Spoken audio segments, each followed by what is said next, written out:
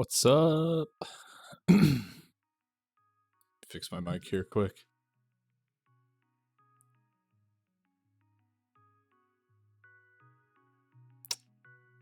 What's up? So I got a new mic as of I guess now like 2 weeks ago. Maybe a little bit less than that. Either way, it's been a headache and a half trying to get this to the point where it sounds good. And I thought I had it the other night. Like I thought I had it dialed in. So I was sitting here just like testing out filters and whatever else on OBS. And eventually I just was like, okay, it sounds good. And then I just forgot about it. And then the next time I streamed, I was listening to the VOD, and like when I had tested it, I was kind of like talking into the mic, like directly into the mic like I am now. And then when I streamed, I was looking straight ahead, like at my monitor that I usually have my games on.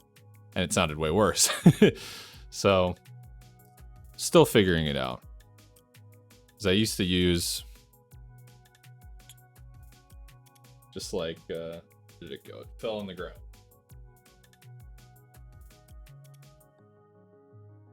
This just like Antlion mod mic. It just goes onto my headphones.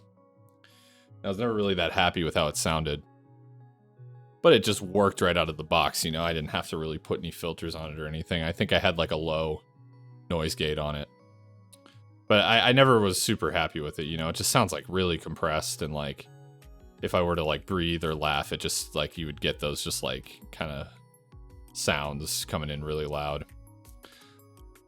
So certainly I think this mic I'm using right now sounds better, but it's definitely been a challenge to get it set up in a way that I'm happy with. But hopefully we sound good, because today I'm just going to be sitting here and talking a lot, because I haven't done enough really of these solo streams, at least not as many as I'd like. So yeah. What am I going to talk about today? I'm going to talk a little bit about myself, streaming in general, and Siege again, which I've done in the past, but I have more thoughts. And I thought, especially now that nearly the whole season of Crimson Heist, I guess maybe there's about a month left, all things considered. It has pretty much passed. I have some thoughts on where the game is going, to kind of develop on the thoughts that I put out there previously. And then once all that's done, we'll do some fun stuff, I think. I have a couple little things that I want to mess around with on stream, and then maybe we'll play some games. If we have time, because I don't know how long all this is gonna go. But yeah, I've just been. It's funny that I have kind of such strong thoughts on the state of Siege at the moment, and it's not really a secret because I've already made a video on it, and now I'm gonna stream and make another video on it. But it's been kind of a chore for me to play. You know, we play it every Wednesday, but it hasn't been the best experience the last few times we've been on. I think you can see that too if you watch the VOD or anything of the last 1 to 2 times that we played. I'm kind of like, I'm getting pretty over it. Just the way, you know, the matchmaking system, and just the way people play in the game. But I have been watching the 6 Invitational, and it's great because I wake up in the morning like 8 a.m. and there's games on already, and I've got work up on one monitor, and then stream on the other monitor, and I just watch all day. I have some background noise all day, and it's awesome. And it's been really fun. The games have been really good. There's been a lot of upsets and just sort of unexpectedly great games. Yeah, it's just been really enjoyable. It sort of reaffirmed to me how good that game can be when you play it kind of at the right way. I won't even say at the top level, just because like Like, obviously, it's going to be the most entertaining when the most skilled players in the world are playing it, but it's just people, when you, like, I watch that and I think, like, man, the teamwork and the skill involved in this is so awesome. It makes me want to play the game, but then I know that if I jumped into the game, it would just be like, you know, people acting like monkeys and not playing the objective. And so there's definitely, like, you know, some kind of a juxtaposition going on between those two things at the moment. But yeah, it's definitely been good to watch that either way. So I'll talk a little bit more about Siege later. But in the meantime, just get something ready here. What I want to talk about is who I am and what I want to do and accomplish with streaming and content creation. Because I've never really given a good introduction before. I don't have like a channel trailer on my YouTube or anything, and since I've been streaming, I kind of just I just go live. I don't really talk that much because I know when I turn on the stream, there's like not really going to be anyone watching, which is fine. But I kind of just wanted to like set aside some time to talk about that, and with the end goal of kind of replacing what is currently, I think, just my best of year 5 video, which is an hour and 40-minute long video, as my channel trailer. Because I don't know who's showing up to my channel and watching like 15 seconds of an hour and 40-minute long video and just saying like, yeah, this guy's onto something here. Yeah, I'm gonna subscribe. So I'm gonna try to make something better than that. And on top of that, discussion content has been doing really well on my channel, and I just want to keep it up and come up with ideas that could get me talking about stuff on stream. But in order to do that, I kind of have to establish why anyone should really listen to me in the first place. You know, hence kind of the motto I've been going with on my channel, the filthy casuals perspective. You know, why does that matter? And, you know, up until this point, my channel has really been focused on gameplay, but there's kind of diminishing returns with that if you don't kind of inject personality into it. So I do think it's important. Putting myself out there will be a big part of making my streams and videos more enjoyable. And it's something I want to do for myself on top of that, just with the bonus of it, hopefully making the content that I create better and more appealing. So, who am I? I'm Nick, also known as Dumpster Man. I am 26 years old, and in my real life, I work in architecture. But streaming and content creation is just a hobby that I kind of stumbled into as a way to share videos with my friends. But it's kind of blossomed into this creative endeavor and challenge that keeps me busy and motivated outside of my 9-to-5 job. I don't make any money off of it or do it as a job in any manner. Though I wouldn't complain if I could. It's also not really my goal. And this is actually my second go at content creation. My first time was in high school. I had a Minecraft channel that grew while Minecraft was first getting big. And I peaked around 1K subscribers. Now, I had basically no idea what I was doing. I had a few videos go viral. I think my biggest one was a tutorial on how to build a dome out of concentric circles.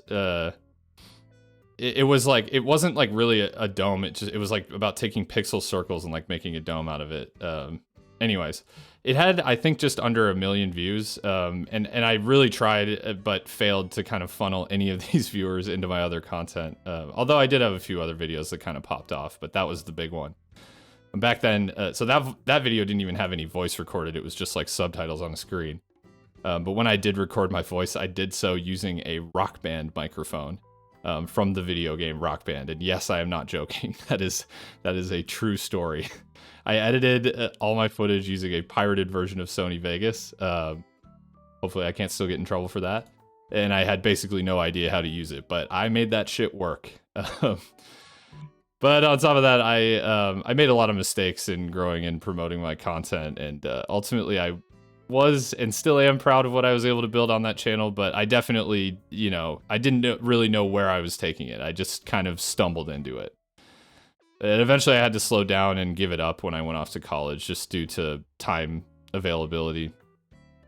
And unfortunately, the channel got deleted due to DMCA strikes, because I, again, had no idea what I was doing in that regard. And I didn't realize until it was too late to do anything or recover the channel, because just when I was too busy to, you know, do anything with it, I just didn't really even look at it. One day I logged in and there was nothing. So yeah, you can't find this channel even if you want to.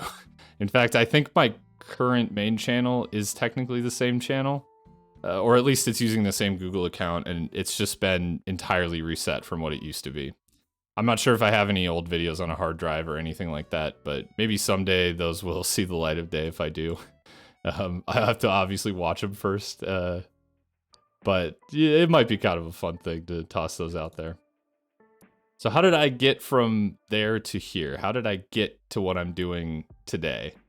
So I've been console gaming since I was like 5 or 6 years old, and PC gaming since I was 12 to 13 years old. Some of my earliest introductions to online multiplayer games were through Call of Duty, Modern Warfare, Halo, and Battlefield Bad Company. If you go back even farther than that, you could probably trace my desire to mess around with friends in multiplayer games all the way back to split-screen games, like, I don't know, 007 Nightfire. And I think Call of Duty 2 was another one that I was big on. Really, though, Halo 3 was one of the most formative games for me. And I played the online multiplayer some, but a huge bulk of my time in that game was spent in Forge and playing random custom games with friends. Halo 3 really helped me realize the creative potential that online multiplayer games could have.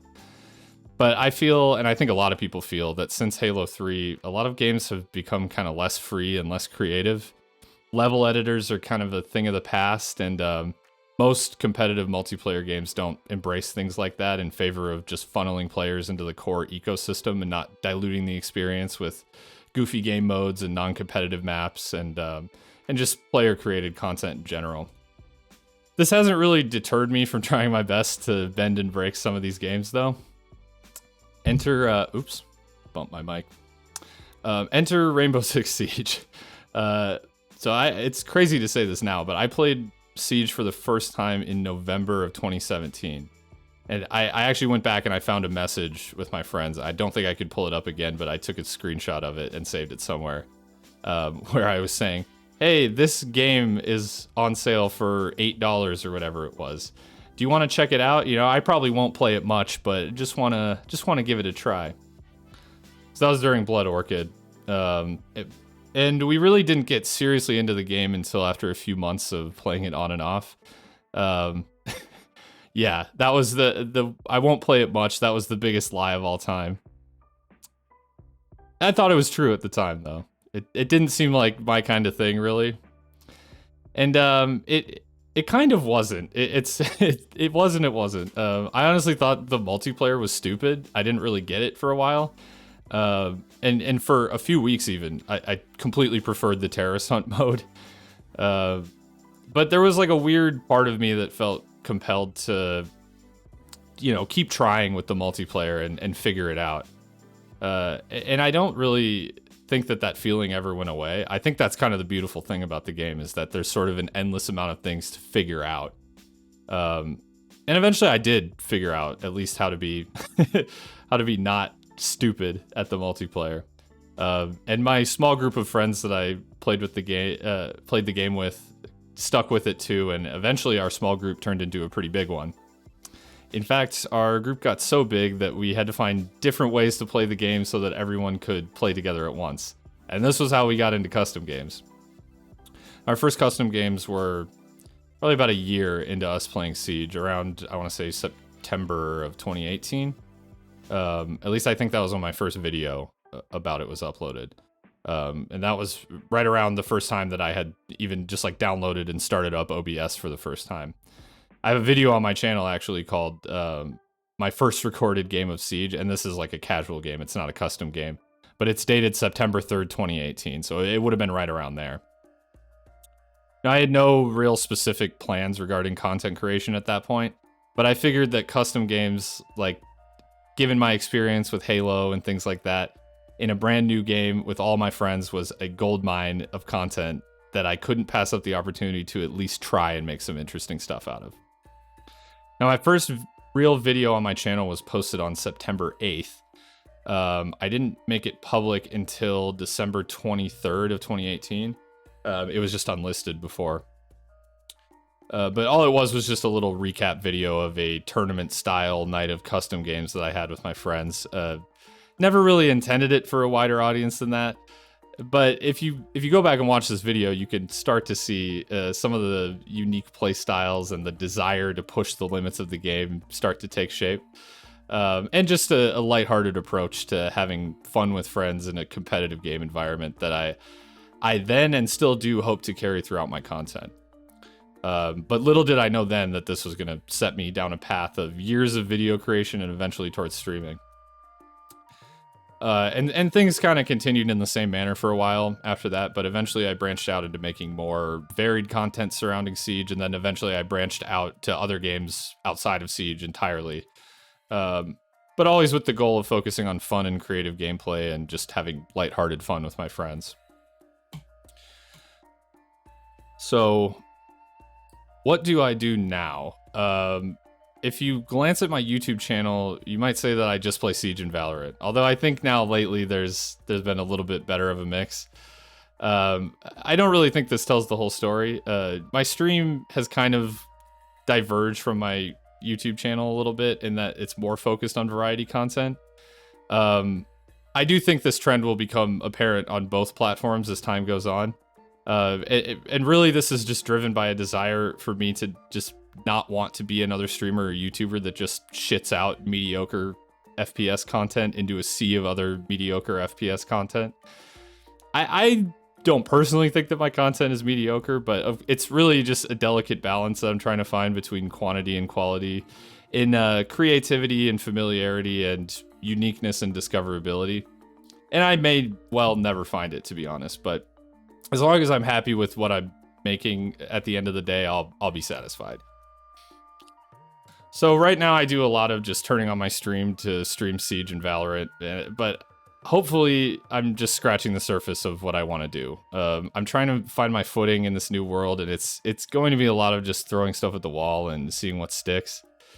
But as time goes on, my hope is to introduce more variety, more structure, and just fun concepts to really beef up both the stream and the YouTube content. I want to also talk about my name. Because I do get a lot of comments on my name. No one's ever really asked why I chose it, and I even kind of had to think back a little bit to where it came from. Before I settled on Dumpster Man, I did have a lot of really bad and stupid online nicknames. All the way back from Xbox Live to, my first Steam account and YouTube aliases 10, 15 plus years ago. I never really settled on one that I liked or one that I felt really fit me. In fact, there was a period of time where I think I was changing my Steam name basically every month to some stupid inside joke or meme. So at some point I just figured I may as well just stick with one of my random stupid names. Now, I don't really remember why I stuck with Dumpster Man, but I do remember how it came to be. I was in college and I was with Britta, my girlfriend, going to get Little Caesars pizza. Don't judge me. I was a broke college kid and I couldn't resist a $5 pizza.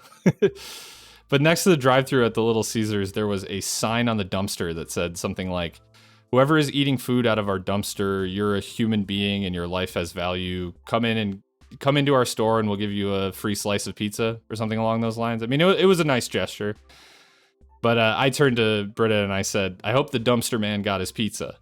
And we laughed about it. But for whatever reason, it just stuck in my brain and eventually morphed into my own alias. It gets, like I said, some interesting reactions in online games. I feel like it kind of sounds like a really scuffed superhero, so I like that. But at the end of the day, I'm okay and honestly even prefer if people just call me Nick.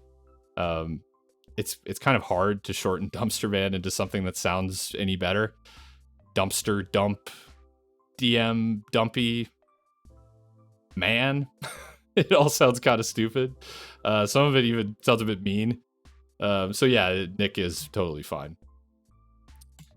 And at the end of the day, why should you watch me?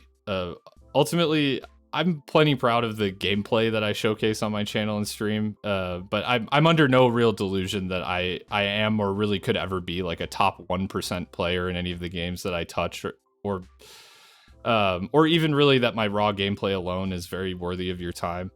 I know how important it is to inject personality into these things, especially if you're not like one of those top 1% players. But I mean, if you take what Bill Maher has to say, you shouldn't watch me at all because watching someone else play a video game is a waste of your time. So in that case, watching me play a video game is probably an extra waste of your time. I recently started doing something on my channel that I have called A Filthy Casuals Perspective, which is a series that I've used as an umbrella for discussion-based content that I plan to continue to build on in the future. See, where discussion, especially for competitive games, is usually dominated by that top 1% of players, I think it's important to remember that the other 99%'s opinion is equally important. So I want to try to be a voice representing that 90% of players. And that's really something I want to carry throughout my content, is just a fresh perspective and approach.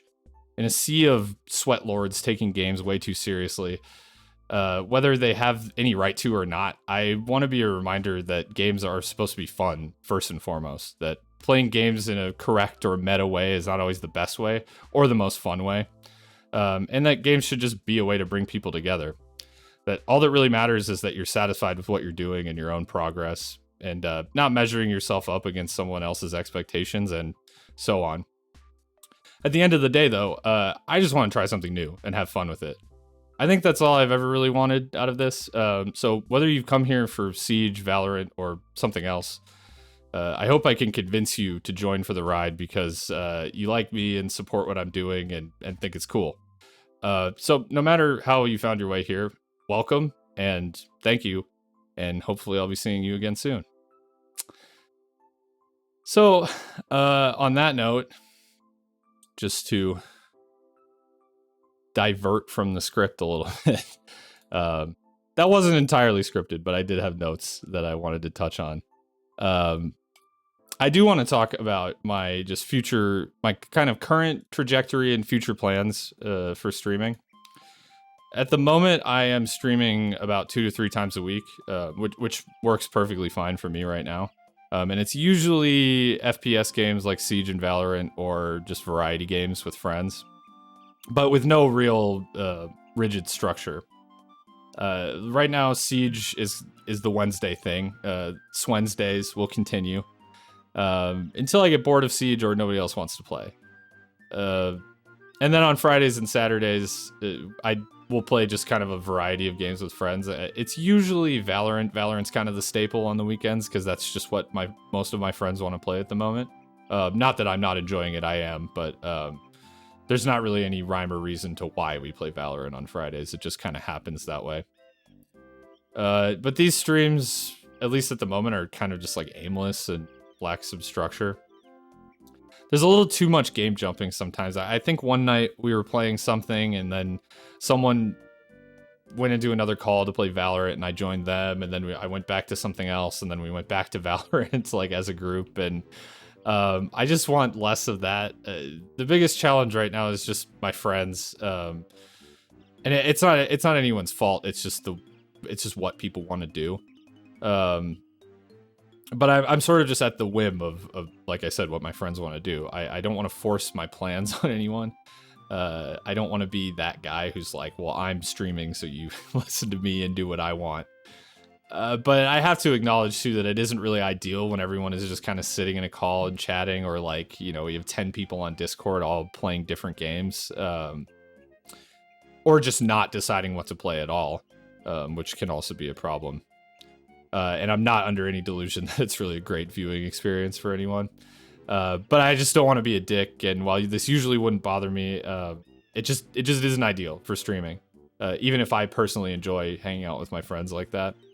So my goal in the long run is to just kind of inject some structure into those streams, while keeping things fairly natural, because I think that's kind of a good point. I'm not really sure how I'll do this, but right now what we're doing, it's just not ideal. I kind of, I want to keep what I want to do kind of on the straight and narrow, while also being able to kind of bounce around and do what my friends want to do. So it's a tough balance, but hopefully things are getting better. I'm trying to come in with a plan for those streams. And then like this, I'm doing solo streams when I have the time. Ideally, I'd like to do it weekly, if not more. I don't think these will ever completely eclipse the multiplayer game type streams, so it's sort of at the whim of just like how much time I have in a week, because I don't know that it'll ever be able to be like a Wednesday thing or a Friday, Saturday thing. I've been doing them a lot on Sundays like I am right now. So realistically, I'm really still quite busy in my personal life, so some weeks will probably just not have any solo stream, at least for now. And then some weeks, maybe there will be multiple. I'm kind of trying to find a day for a recurring solo stream if possible. And as for what I'm doing, it's kind of a mix right now. Like Doom is the thing that I've kind of been focusing on, and realistically, Doom is a game that I'm kind of just playing to get used to streaming solo and talking to myself. And it works for that because the story is pretty light and I just am running around, kicking demons, and it just seems like a good game to kind of get my footing with that. And then it's happened a few times now, but I'll just play roguelikes as well. Maybe eventually I'll come up with some more like interesting ideas to do with games like that. But for now, it's kind of like, it's pretty easy to just turn on Loop Hero and do a run, or Binding of Isaac and do a run. And then I guess right now at the moment, and hopefully more in the future, I'm doing kind of like higher level variety content, which I'll just say is like non-video games. So something like GeoGuessr, which I've been enjoying a lot and streaming a lot. And then like things like Human Benchmark as well. Was a lot of fun when I did that. In the somewhat longer term, here's what I see happening. I think Wednesdays will stay Siege Day. The trouble right now is that like the vibe with Siege is kind of ho-hum. I still really love the game. Like it is essentially my favorite multiplayer game of all time. I don't think I can argue that anymore after having put like 2,000 hours into that game or whatever I'm at right now. But just at the moment, I don't know if it's just a product of the night that we play, but like our experience just matchmaking is not good. We run into hackers, whereas we never used to run into hackers in unranked. It's like all the time now. And just the people are all over the place. I think what's happening is that the hacking situation at like the top level is so bad that people are playing on Smurfs, or there's just like a surplus of like high level players and in just like casual matchmaking. And to be honest, I'm not opposed to playing more ranked. I've suggested it to my friends before, but I think because we only play once a week, some of my friends that we play with just value having fun more over, playing the game kind of more competitively and sweaty. I don't necessarily agree with that, but I can see their perspective. And I just want people to have fun more than anything. So, even though my goal and I thought was that we would play ranked on these days, I think we might just keep playing it casually, which is fine. I just want to play Siege basically, at least for the time being. And we'll see kind of how the feelings progress if certain complaints don't get addressed.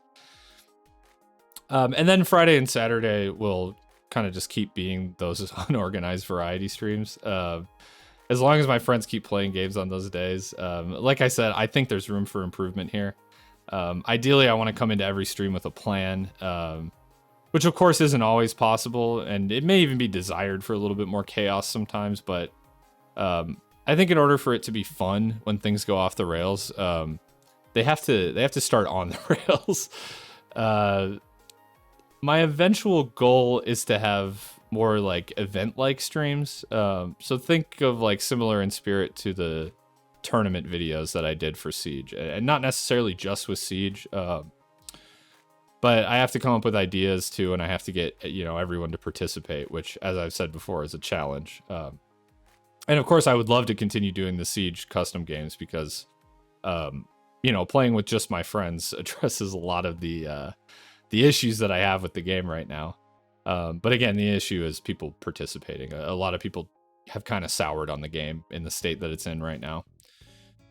And I just thought in the long run that for bigger events, Valorant and Halo are possibly good candidates. I'd love to. We played Valorant custom games once, and I posted a video of it on my main channel, and it was super fun. It ended up being a great game.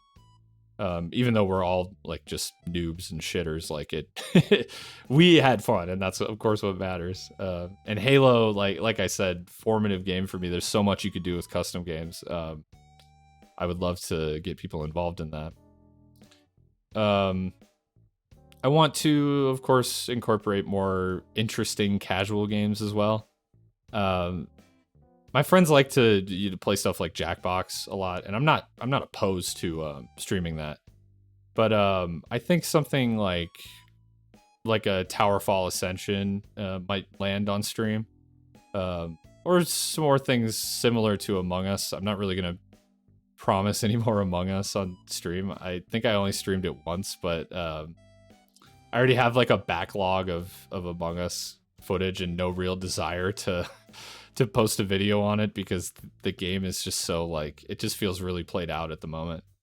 But maybe some things like 1v1 games like Nidhogg. I know Ryan and I talked about playing Spy Party. I don't actually own that game, but it looks fun.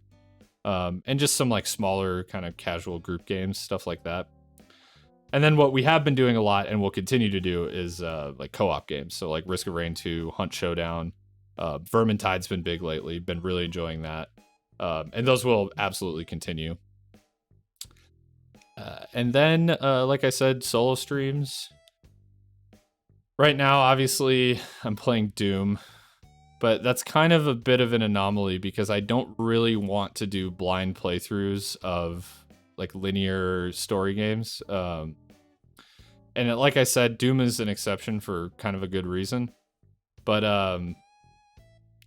I've already had the issue in that game of like getting lost or not knowing what to do next. And like I hate, that's like when you're streaming, it's like an anxiety inducing feeling, it's like oh, I'm not I'm not being interesting enough right now. And you're kind of just at the whim of like how quickly you can figure out the game. And God, some of those playthroughs can go super long too. Of course, roguelike stuff will continue. And this is a big one, and I want to kind of introduce this idea and then maybe like, well, I'll just explain it. I want to do some Dishonored stuff. I want to 100% all of the achievements on all of the games. And so what I'll probably do is I'll start with a high chaos Dishonored 1 run. Because believe it or not, I've never done high chaos. I just enjoy the stealth more. But yeah, Dishonored is one of my favorite games of all time, and I want to mess around with that game because I've played through it like just normally a few times, and I really enjoy it every time. But I think like just challenging myself with that game, like to do the 100% achievement run, or not just one run, but multiple runs, of course, would be pretty fun. So yeah, I think the first thing will be a high chaos run, which should be pretty easy. I want to play through Death of the Outsider because I've never played that, or I started it but I didn't get very far. So maybe those will be the first two things on the docket, and then something like a Ghost and Clean Hands run. Because I think maybe I've done Ghost on Dishonored 1, but I can't remember. And then like the No Powers run, the mostly Flesh and Steel. So because those will be like the more challenging runs. And then who knows after that? I'd love to find like different interesting challenge runs to do. I just love Dishonored, and I think there's a ton of potential for fun stream ideas there. And I'm a little bit inspired by Atrioc, who's been doing like Hitman crazy world record runs. I just like the idea of like just running a game or speed running a game because you love it, um, and not really for any other reason than that. And I would love to like do that kind of stuff in Dishonored. Ideally, let's see here. I'd love to like get so good that I could become like the stealth gamer BR. This guy. Only. Let me pause my music here. Only just like actually have a personality. Here, I'll show this. I'm sure you've seen this guy if you know anything about Dishonored. Here we go. High chaos stealth. Yeah, this is exactly what I want. My God, what have I done? Totally messed up my...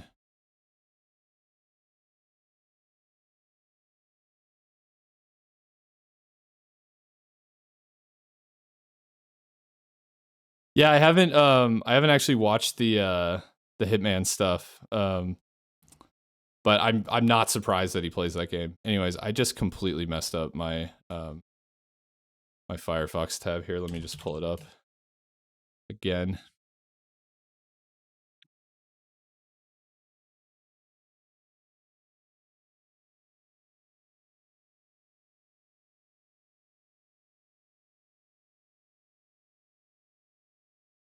For some reason I dragged the tab out and it just like completely completely flies off the screen. Anyways, here it's working again.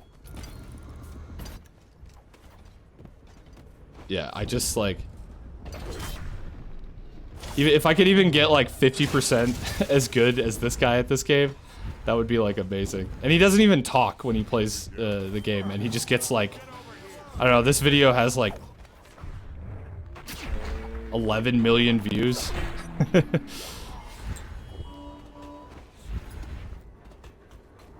He did the what game did he do the teaser trailer for? That's incredible though.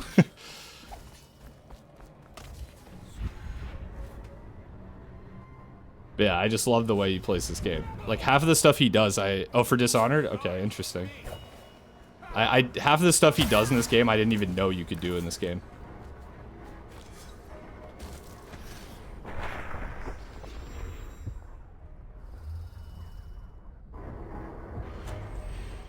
But yeah, just that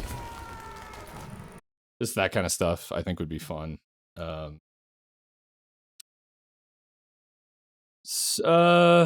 Yeah, so other stuff that I want to play. I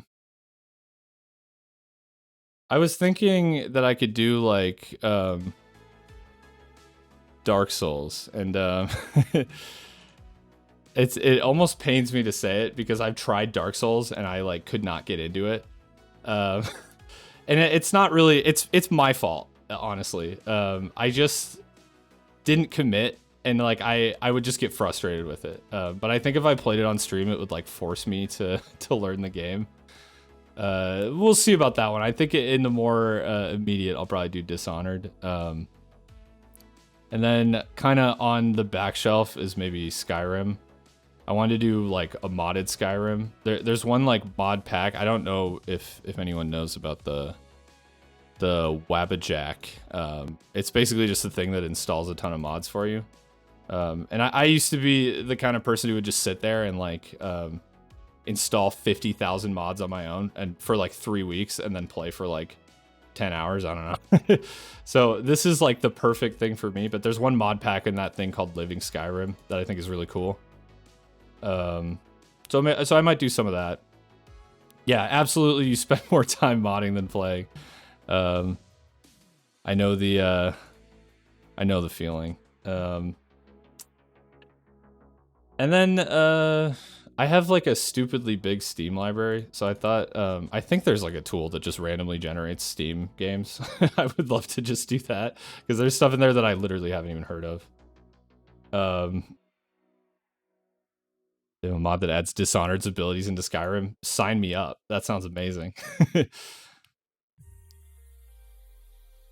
And then I want to do streams with Britta. Britta is my girlfriend. She's been in a few videos and appeared in my streams before. Without really all that much ado. She's also usually in my chat. She's probably in the chat right now. But I just want to get her more involved in general than being my #1 mod and chatter.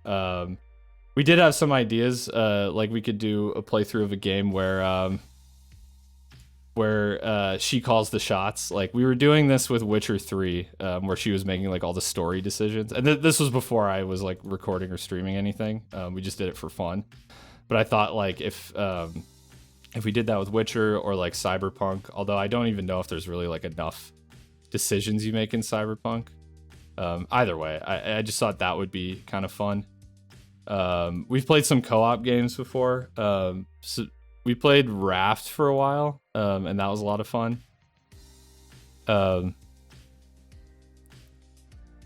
Baldur's Gate. Is that the new Baldur's Gate? I do want to try that out. I'm kind of waiting till it's out of early access. But it looks fun. But yeah, we want to do some co-op games. Like we played Raft. I don't know if we would play Raft again, but stuff like that. Stuff like keep talking and nobody explodes. And then just like variety and React content. Like we had the idea that she could take like Rainbow Six Siege quizzes and just see how much she's picked up from me like talking about that game. She did do it once, and the result was pretty funny. But yeah, that's kind of it for the yeah. What kind of Siege knowledge has she picked up through osmosis? Yeah, that's about all. Yeah, you know about sweaty Ashmanes. You think I'm one, even though I'm not.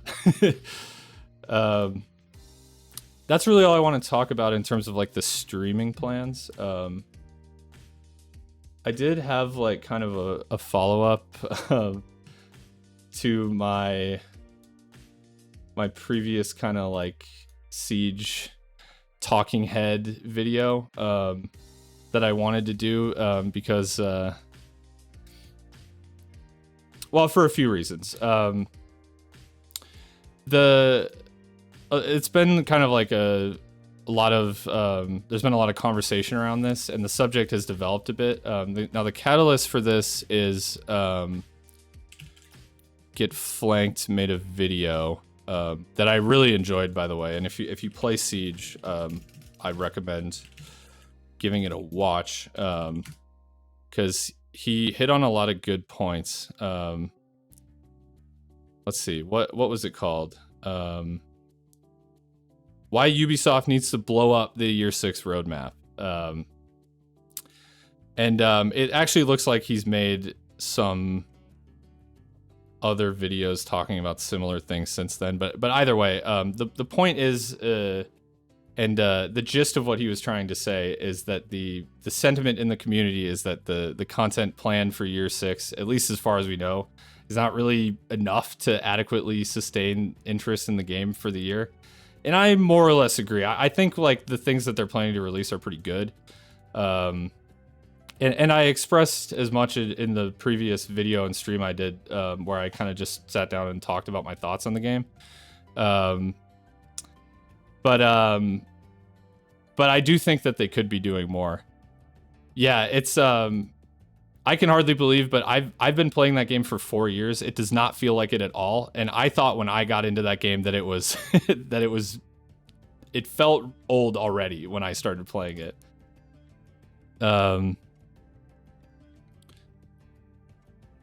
So yeah, I this segment I'm going to call it Siege's content problem, and it's really kind of a follow up to my State of Siege thing. Now what everyone seems to be talking about is maps. So when people talk about new content, maps are a big component. Now the dilemma.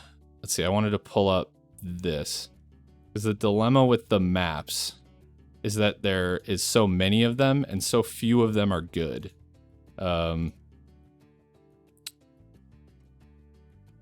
So Sorry, here, let me get this adjusted.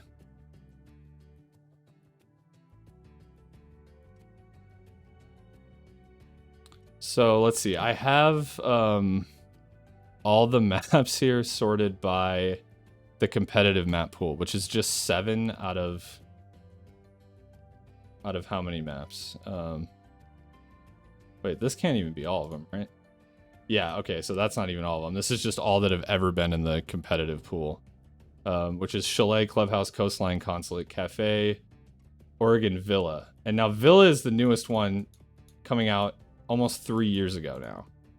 And that's just the newest map in the competitive pool. And then, like, they have all the... obviously, some of these have been reworked, so that's something to consider as well. But then, when you look at the ranked pool, yet again, the newest map that's still in the pool is Villa, which came out in mid-2018. Now, you had Outback in there, which it spent a little time in there, but eventually got removed as well. It was kind of a failed experiment. So this is what people are talking about when they talk about, like, you know, the lack of new content, is the fact that our newest map at this point is almost 3 years old. Or the newest map, at least that most people are playing. You know, Outback and Fortress are newer, but they've kind of been sort of ousted from the from the part of the game that most people play, we'll say.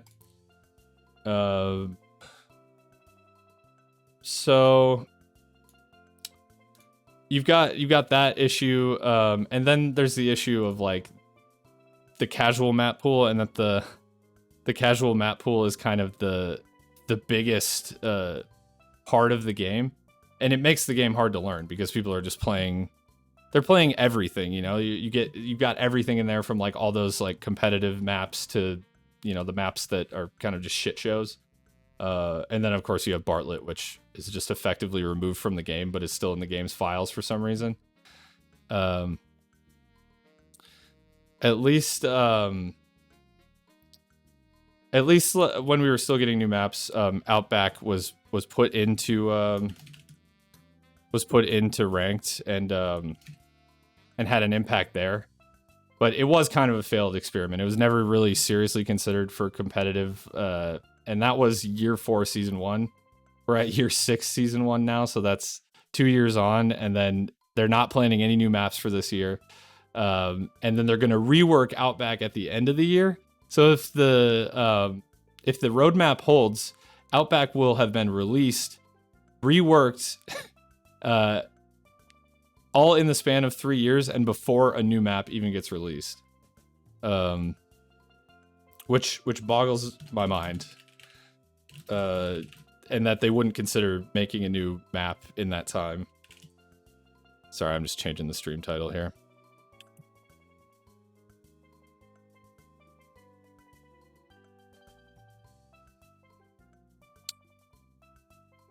So yeah, and then you've got, just before that, before Outback, was Fortress, which lasted even less time in ranked, and it was also not a competitive map. So again, you've got major issues with the most recent two, which brings us back all the way to Villa, which again, we're about a month out from it being 3 years old itself. So then what they've decided to do in the meantime is rework maps, but also this is kind of a mixed bag. You've got, like, Chalet and Border, which are good for keeping okay maps fresh and bringing them back into the competitive fold, but they get figured out pretty quickly because they're similar to what was there before. And then you have, like, the larger scope reworks like Canal, Hereford, and to some extent Skyscraper, which are intended to make the less competitive maps, I guess, just more competitive. And these usually have a pretty mixed reception. Now, other than the Hereford rework, which I think is the worst thing they've ever done in terms of maps, usually these reworks are for the better, but sometimes you just have ones that are beyond saving. And then you have this whole concept of, like, casual reworks, which, while I really like what they did with the house rework, if they aren't even going to try to at least put it in unranked, or, you know, test the waters with it being a little bit more competitive of a map, it's basically just a complete waste of resources. It benefits nobody, and it's going to be the same when they do this favela rework this year. Now, with this season, we got a rework of Border, which I like. I like the map as it is right now, but it's way closer to what in the past they've called a map buff, which had more in common with Clubhouse map buff than it did with, like, for example, even the Cafe rework, which I would say in the grand scheme of things was pretty minor, even though it's well liked. The map really like plays out the same as it did before, and as far as new content goes, it's really just extremely weak. Like it took everyone about a week to kind of figure out what was different and how to play around it. Like it's just kind of boring, even if it's generally good and the changes are for the better. So what does that really leave in terms of new map content? Well, it's basically all locked to events right now. Now, not all events do new maps. I mean, you had Apocalypse, which was Outback, and Doctor's Curse, which was Theme Park. And they basically didn't change the layout of the map at all. They just made minor changes that were kind of focused on making the sites playable with the new mechanics. And then some of them you have that are kind of specific to one game mode. Like you couldn't make the Streets map for Sugar Fright into a bomb map, or the same thing with Fort Truth from Showdown. But even still, you know, they put a lot of effort into these maps, which I can only assume is being diverted away from making new maps. And there's not anything inherently wrong with that. I just, you know, I want to see that temporary content somehow meaningfully added to the game rather than just disappear forever after 2 weeks. Like Fort Truth, for example, the Showdown map could have been a 1v1 map for customs. Like, you know, people 1v1 on House. I've never done it, but for someone that map could have been cool. Streets could have been reskinned or whatever they called the Streets map. Because Streets was a map from an old Rainbow Six game. I can't remember which right now. And they changed the name of it, but it could have been reskinned and remained as a deathmatch or warm-up map, just as an example. And then you have the stadium maps, which are kind of the only new version of like a bomb map. And I understand the drive for the stadium maps to be a limited time and exclusive because they're tied to generating hype for the Invitational, which they're a really good tool for. But when they're the only new content for like a full year, it just would be nice if Ubisoft could find a way to keep them around in some meaningful way. Or, I hate to say it, but if they just poured some of that effort into making actual new maps rather than the, like, I guess, mashups that Stadium is. And again, I say this and I love Stadium. I just think it's a shame that some of the effort is being put into creating, honestly, great maps and having them essentially go to waste. So what I would do in terms of maps is if the issue really is like just the file size that they can put into the game, do spring cleaning. At this point, I don't care. Get rid of Bartlett. Honestly, probably get rid of Tower too. You know, if they're removed from the active map pool, I think at least keep them available as an optional download for like custom games or something, or bring them back as like small events, or both, preferably. And if the event maps themselves aren't going to stay around as a permanent part of the game in one way or another, I'd like to see those two just kept around as an optional download. And then bring us some new maps. I think even just like one a year would be great. In general, I kind of want to draw the comparison with like Halo 3 custom games, which I've already talked about how formative those were for me. In that the longevity of that game, for me at least, came from the freedom that was allowed by the user-generated content like Forge and the ability to make your own maps and sort of make your own experience out of it. Now, I'm not saying Siege needs a Forge mode or a map editor, but giving more freedom to players to choose what and how they want to play the game could go a long way to sustaining the game. You know, people have already figured out how to do things like Michael Myers and yeah, it just doesn't feel like Ubisoft is giving the tools to people who want to do that stuff. So I think just like allowing those maps to kind of be played around with would be a good idea. Quick drink of water.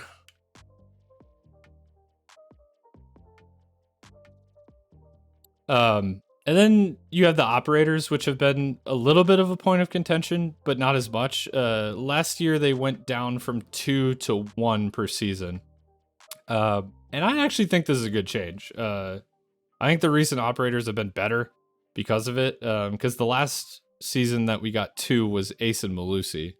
And then after that, we got Flores, Aruni, and Zero. And I think all 3 of those have been top notch in the design department, at least. Even if they're a little bit underwhelming in their impact. I think this is okay, though. You know, I'd rather get 4 or even less operators that just add interesting mechanics to the game, but aren't like overpowered or, you know, that don't really like disrupt the game in any way. Than if we got 8 Aces or Malusis per year that are kind of overtuned derivatives of existing operators, I guess, because Ace is just kind of a hard breacher and Belusi was just kind of like another trap operator essentially. And then what you have instead of more operators is just more reworks.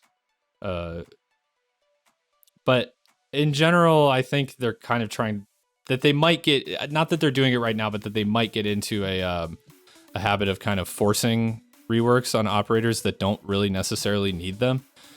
It hasn't really happened yet, but I do think there are some operators still that should be on the docket for reworks, like Blackbeard, Finka, Doc, and really anyone with a shield. I think could be looked at, and that's just beyond what's confirmed because I know we've got Malusi and Goyo on the docket as well. But in my opinion, they should only be employing reworks where it's necessary, because I don't like when they take subtractive measures with the game if I haven't already made that clear through this video and my previous one. And by that I mean removing an entire mechanic, such as like Tachanka's turret, for example. Even though he's a better and more functional operator because of it, I don't really like that the original operator is removed from the game to make room for the reworked version, when the reworked version is essentially just a different operator entirely. And my preference is just not to rework unless it's necessary. But I do think that currently at least some should be on the table.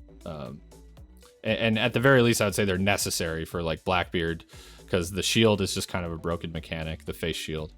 Finka, who is not only just like doesn't really succeed at her role, but she's honestly kind of a detriment to your team when you bring her. And Malusi, whose mechanic of just slowing you down when you enter her area of effect is just unfun to play against, and has just changed the game in a bad way, I would say. So I think in theory, if they stop doing new operators and maps tomorrow, forever, then if the game was well balanced, it should be good forever. I don't play CSGO, but just look at CSGO, for example. It doesn't get that much new content, but people still play it just because they like the core game. I don't think Siege is there yet, at least not to the point where they could sustain interest in their game without a constant drip of new, meaningful content. And even though I played the game for 4 years, I think even I am included in that. I think with this season, with Crimson Heist, I've played less than I have in a long time. And I'm losing interest in the game pretty rapidly. Even though for me, it's not really due to content. It's more due to other factors within the game. Yeah, I don't have much more to say about the operators than that. I think the 1 per season is good. I haven't seen anything in that regard to be concerned about just yet. My biggest problem is just that the slack isn't really being picked up elsewhere, like with new maps or other things that I'll get to. I think then you have to consider the balancing and gameplay tweaks that they're making too. Stuff like the Gone 6, which is good, but it's not really enough on its own to really be too interesting. It's a welcome addition to the game, but it kind of had like a minimal impact on just the casual level of play, by which I just mean casual and ranked, essentially, just not competitive. And you could say the same thing about the hard breach charge too. It just was like, you kind of brought it once and were like, oh, that's cool. And then you moved on. You probably maybe equipped it on a couple operators and that's about it. And then there's bigger things that they're teasing too, like the attacking and droning changes, like the repick and the drone after death, which my biggest question right now is when are we going to see it and what is it going to look like? Because that will definitely dictate how big of an impact I think this will have. It will be a massive change to the game. It's one of the biggest and most fundamental changes they've ever attempted. And yet, I really don't think it's going to do all that much to sustain people's interest. You know, it's not, people aren't really going to be able to make too much content around it or like, or really experiment with it all that much. It'll just be one of those things where like, it'll be introduced to the game and then people will figure it out pretty quickly and then it will just be the new norm. Now it might improve the flow and feel of the game a bit, which is important that people just enjoy the game and the gameplay loop. But for me, it's not clear how big of an impact this will have in the long term, even though I like it in theory. Yeah, I just don't know how much interest it will generate in the game, which I think is the concern that a lot of people talking about this issue have at the moment. And then beyond that, there's just general balancing changes like your mid-season patch and stuff like that. I think it's okay that it's slowed down a little bit because the balance of the game is pretty good right now. And it's kind of to be expected that after like 6 years, you would start to kind of equalize out a little bit and start to find like a balance where you're pretty happy with, at least as a developer, I assume. I would like to see a little bit more risk taking though, in terms of the tweaks that they employ. Like what they did on the test server with Nook seemed like a positive direction, even though I don't really have a strong opinion on the change itself and they haven't brought it into the main game yet. It was only on the test server. But I like the idea of what they were doing there. They wanted to kind of fundamentally change and shake up an operator that was a bit underwhelming, and I thought that was cool. I think they could do more of that. And then when it comes to content, I think Ubisoft is hoping that the events pull a lot of weight here. They want them to do a lot of legwork. Now, events, I've kind of already talked about it as it pertains to map content, but I want to talk about them in general too. Now, it's clear, obviously, that a lot of work is being put into the events, and that's a good thing. Like, they're cool and they feel fun and like unique experiences. So what is the problem with them? I mean, you blink and you miss them. They're around for 2 weeks, and then if you don't happen to be able to play them, you're just kind of shit out of luck. So in a sense, it's kind of wasted effort. Like I said, a lot of effort is going into them. They feel like high effort ordeals, and they're usually fun. But if the event flops, I don't want to say like Apocalypse, because I did enjoy Apocalypse, but it was clear that people weren't playing it in the way they intended it to be. In which case, I have to say that the development time spent on it was a bit of a waste. And they introduced these new like gameplay ideas and concepts that aren't really meaningfully being integrated into the game. I mean, Sugar Fright at this point was, I think, over 6 months ago. And a lot of people thought it was going to be like a segue into a team deathmatch mode that people could use for warm-up or, I don't know, just for fun. But nothing ever came of that, and they haven't even really talked about if they're going to put in any kind of like respawn mode into the game. And I can think of way more examples. I mean, even just like a small example is how from the Outbreak event, they had the big guys who like knocked you back. That kind of eventually became the mechanic for Nomad's air jabs. I just would like to see more stuff like that coming out of these events and less like just one-off, like have fun for 2 weeks and then this is going away forever. So I can't ignore the elephant in the room, though, that these are probably massive moneymakers for them. Because you have to, when they release these skins with these events, you have to pay like $80 or whatever to get all of them. I don't think I've ever once paid for one of those skins, but there are certainly people out there buying that. My question is just, is that money going back into development or is it just being pocketed? Because it doesn't seem like it's really making an impact on the quality of the content that comes out. So in terms of events, I think, you know, I've had kind of bad things to say about how the events are just limited time and then they're gone forever. But I think it's okay for the like premier events, like the big event for the season, to just be like a limited time. I just like to see the concepts that they're exploring in them have more of a meaningful impact down the road. Like if Sugar Fright turned into a real deathmatch mode, and just more things like that Nomad air jab thing, like from the knockback guys in the Outback event. But what I will say is that the arcade events, which are the smaller events that they do throughout the seasons, are just a total waste right now. They've done Golden Gun 3 times, which Golden Gun is fun. Everyone loves Golden Gun. But it hasn't developed at all other than just the maps changing. If anything, I've heard a lot of people say they made it less fun. I don't actually know what they changed, but I think they removed some gadgets and stuff that people were just enjoying messing around with. But either way, I mean, Golden Gun just is what it is. It's not even really a unique concept. It's just something that Siege kind of stole and used for itself. And then there was Attrition, which most people probably don't even remember. I think it went for 1 weekend. I was out of town. I didn't even get a chance to play it. But I watched some videos and it seemed boring, I guess. It kind of just played out the same as like your typical ranked and unranked game, but just with a tiny bit of shakeup. All it was that when you had played an operator once, or anyone on your team had played them, you could not play them again. I can't remember if you couldn't play them again, period, or if it was just if you won the round. But the mechanic itself is, it could create some potentially interesting lineups, but it's not really something that you couldn't do just like with your friends in casual or whatever. So I don't really think that the mechanic being explored there was all that interesting. And there's no real way to translate it into like the bomb game mode or like, ranked or unranked or whatever. It just kind of was a one-off little goofy experiment. So that was kind of a waste too. And then technically I believe they qualified Legacy as a arcade game mode, which was where they just like had a mode that like was supposed to like roll the game back to, year 1 or whatever. But they didn't even really execute it well because a lot of stuff was different. Like it was almost like the mode was made by people who didn't play the game back then. So while I had fun with it because the old maps were back, I still think that was just a wasted experiment too.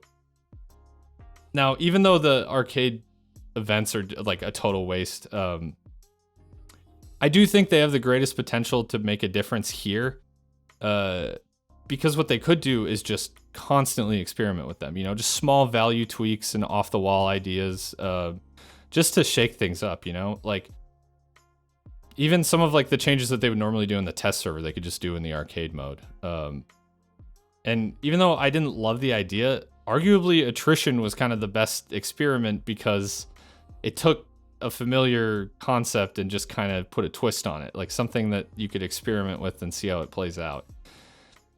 I'll use the example from Valorant of Replication, which just launched. It's a game mode where you and your team all play the same agent. You vote on it and then it randomizes, which I think like hits the nail on the head so well of this concept, because it's simple. I'm sure it was not hard to make that. And it encourages experimentation with your utility, and there's like emergent gameplay that you wouldn't see in a regular game where everyone's on a different agent. Like I've seen people walling themselves into a room with sage walls, and even like as a marketing tool, just like the content creation potential is so high with that. And the replayability is great too, because you want to try it with like every single agent. And the best part is that it isn't just going to go away after 2 weeks. It's going to last for the whole act, I believe. So in general, and even I think Siege could do that idea exactly. Like they could literally just copy that and it would be super fun. But in general, I would just like to see different ideas and kind of a constant rotation in this legacy, or not legacy mode, arcade mode. And just have them always exploring and monitoring new ideas and tweaks to the game. Even like something like the attacker repick and droning after death could have been tested using the arcade mode.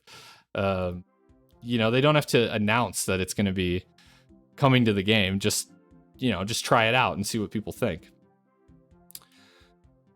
So to kind of sum up what I'm saying here, I think the big thing is that we need minimum 1 new map per year. It's been shown that maps take way more than 1 season to figure out anyways. Even the reworks sometimes do. I'd go as far as to say that it can take a whole year to figure out maps sometimes, but the sustained interest that would be generated by creating one new map a year would be like night and day from what we're witnessing now with the border rework, where people figured it out and then just kind of were like, whatever. I want to see too less content that goes away, rather than like muddying the map pool with more bomb maps. Like, they don't need to make a new map every season, but what they could do instead is introduce events that don't just go away after 2 weeks, that could throw in things like new deathmatch maps. Again, they don't have a deathmatch mode right now, but you know, assuming that they ran with the idea they had in Sugar Fright and then figured out how to make that into just a core game mode to the game that people could use to warm up their aim or whatever, you could always throw in new stuff like that. Or like the Showdown map, the Fort Truth, the 3v3 map. Maybe you make that a permanent thing and you introduce new maps there. These could generate a smaller amount of interest without diluting or messing around with the balance of the game's premier game modes. I think they can stick to one operator per season, which is just status quo with how it is right now, and just sprinkle in the reworks where they make sense. I think you're in a pretty good spot with the operator pool, though. I don't think what we need is more operators every season. What I do think they could do, though, is experiment with those more major balancing changes in things like arcade mode, or even just in the test server. But I think that the arcade mode would be a cool way to test that out. And I think in general, just with the arcade mode, they should make it damn near permanent. It can have a rotation of new game modes at any given time. Maybe sprinkle old stuff in there and just like Golden Gun and Legacy, stuff like that. But in general, just throw stuff at the wall and see what sticks. And just stop removing so much content from the game. I think it's fair that they want to keep the game's premier game modes focused and balanced with good maps and balanced operators. I kind of just wish they would find a solution where they can keep some legacy content available, like for fun, maybe as a separate download, like I said. And the events, they've started bringing the events back, but it would be cool if they could just be maybe downloaded and played whenever you want to. So, yeah, that's about all I want to talk about in terms of Siege's content problem, as I called it.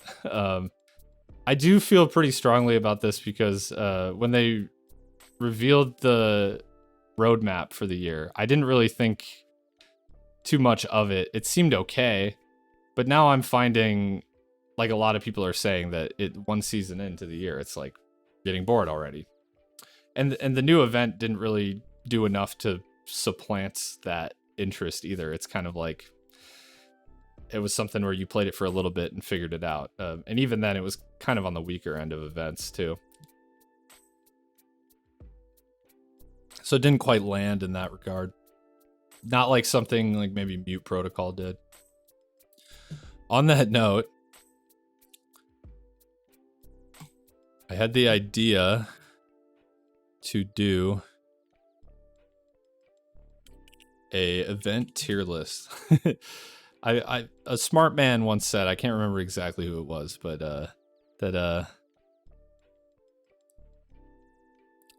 when do I expect those French cease and desist letters? Well, I've actually been pretty nice to Siege, honestly. I think there's a lot more criticism I could throw at him, but when someone bigger than me starts talking about this stuff, no, I'm kidding.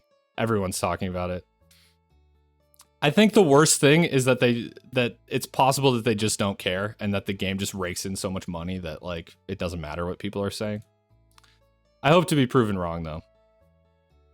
But anyways, because I have no content left, going to do a tier list of these events. Because I've played all of these, I think, all but one. And I've really enjoyed a lot of these, but I kind of want to rack my brain and see which one I think is the best. So I added 2 levels here. I've got garbage and didn't play. The only one I didn't play, which I can just drag in there right now, is attrition. I think if I had played it, I don't think it would rank very highly.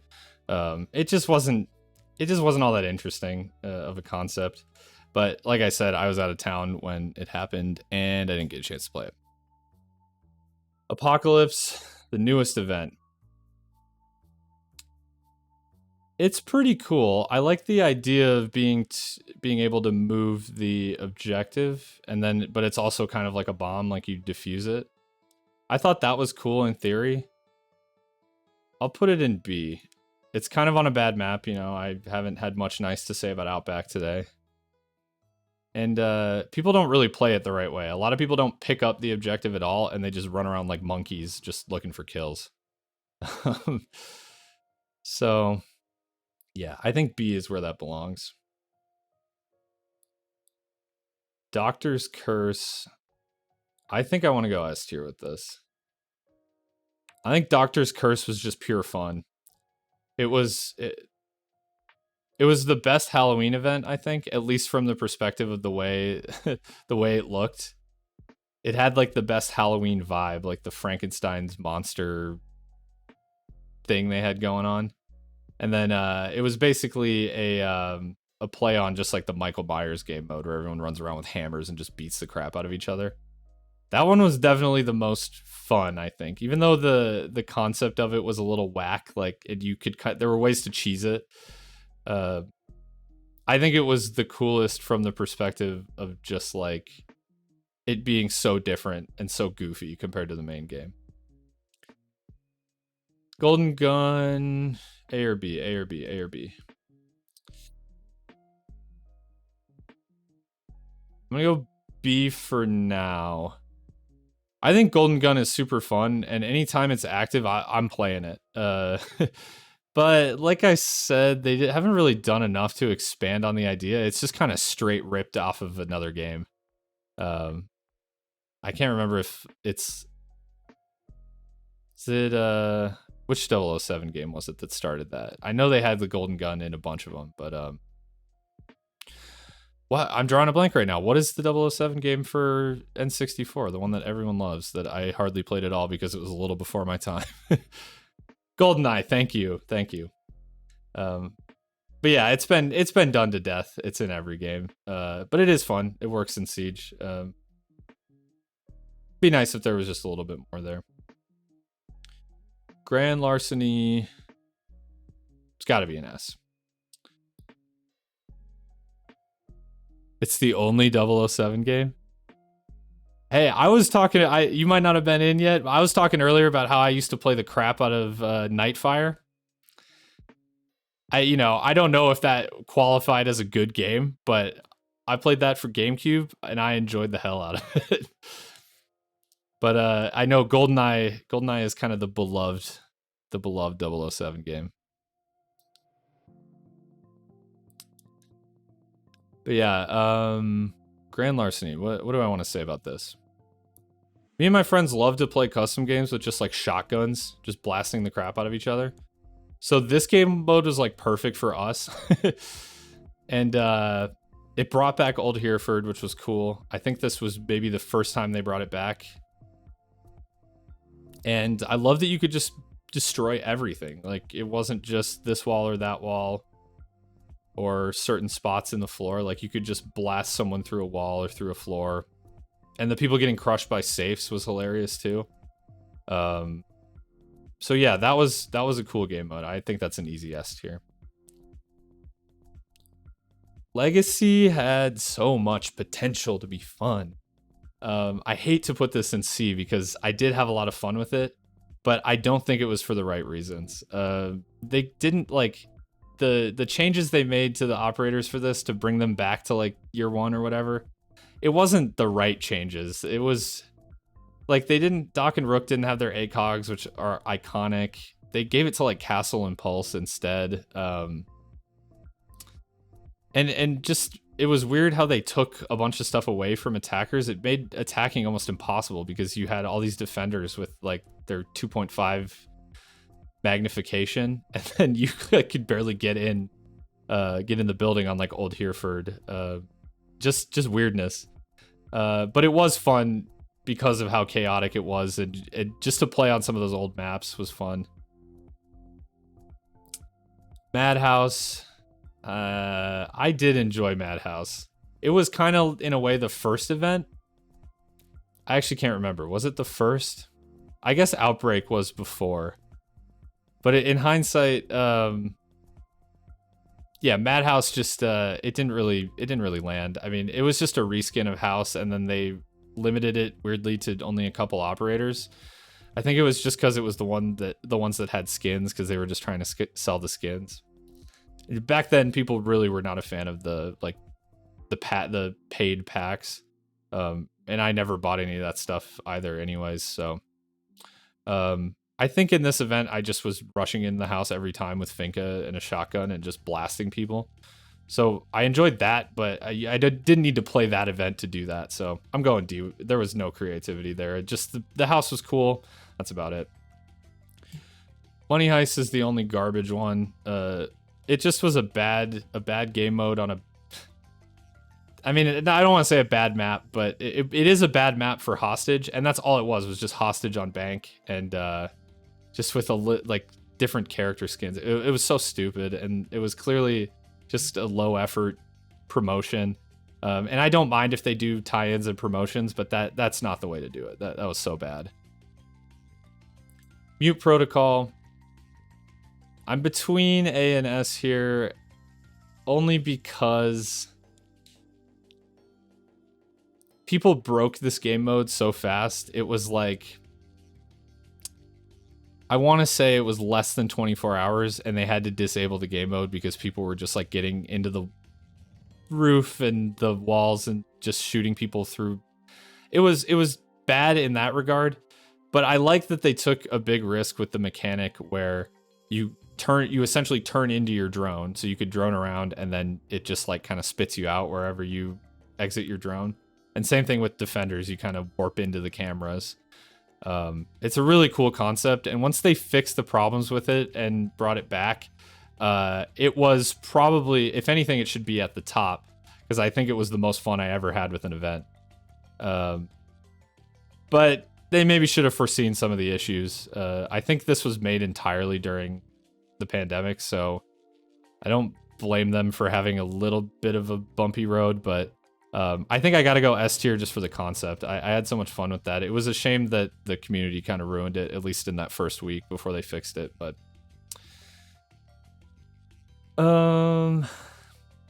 Outbreak. By all means, Outbreak should be an S tier. It was definitely the most high effort event. It was the first event, I think.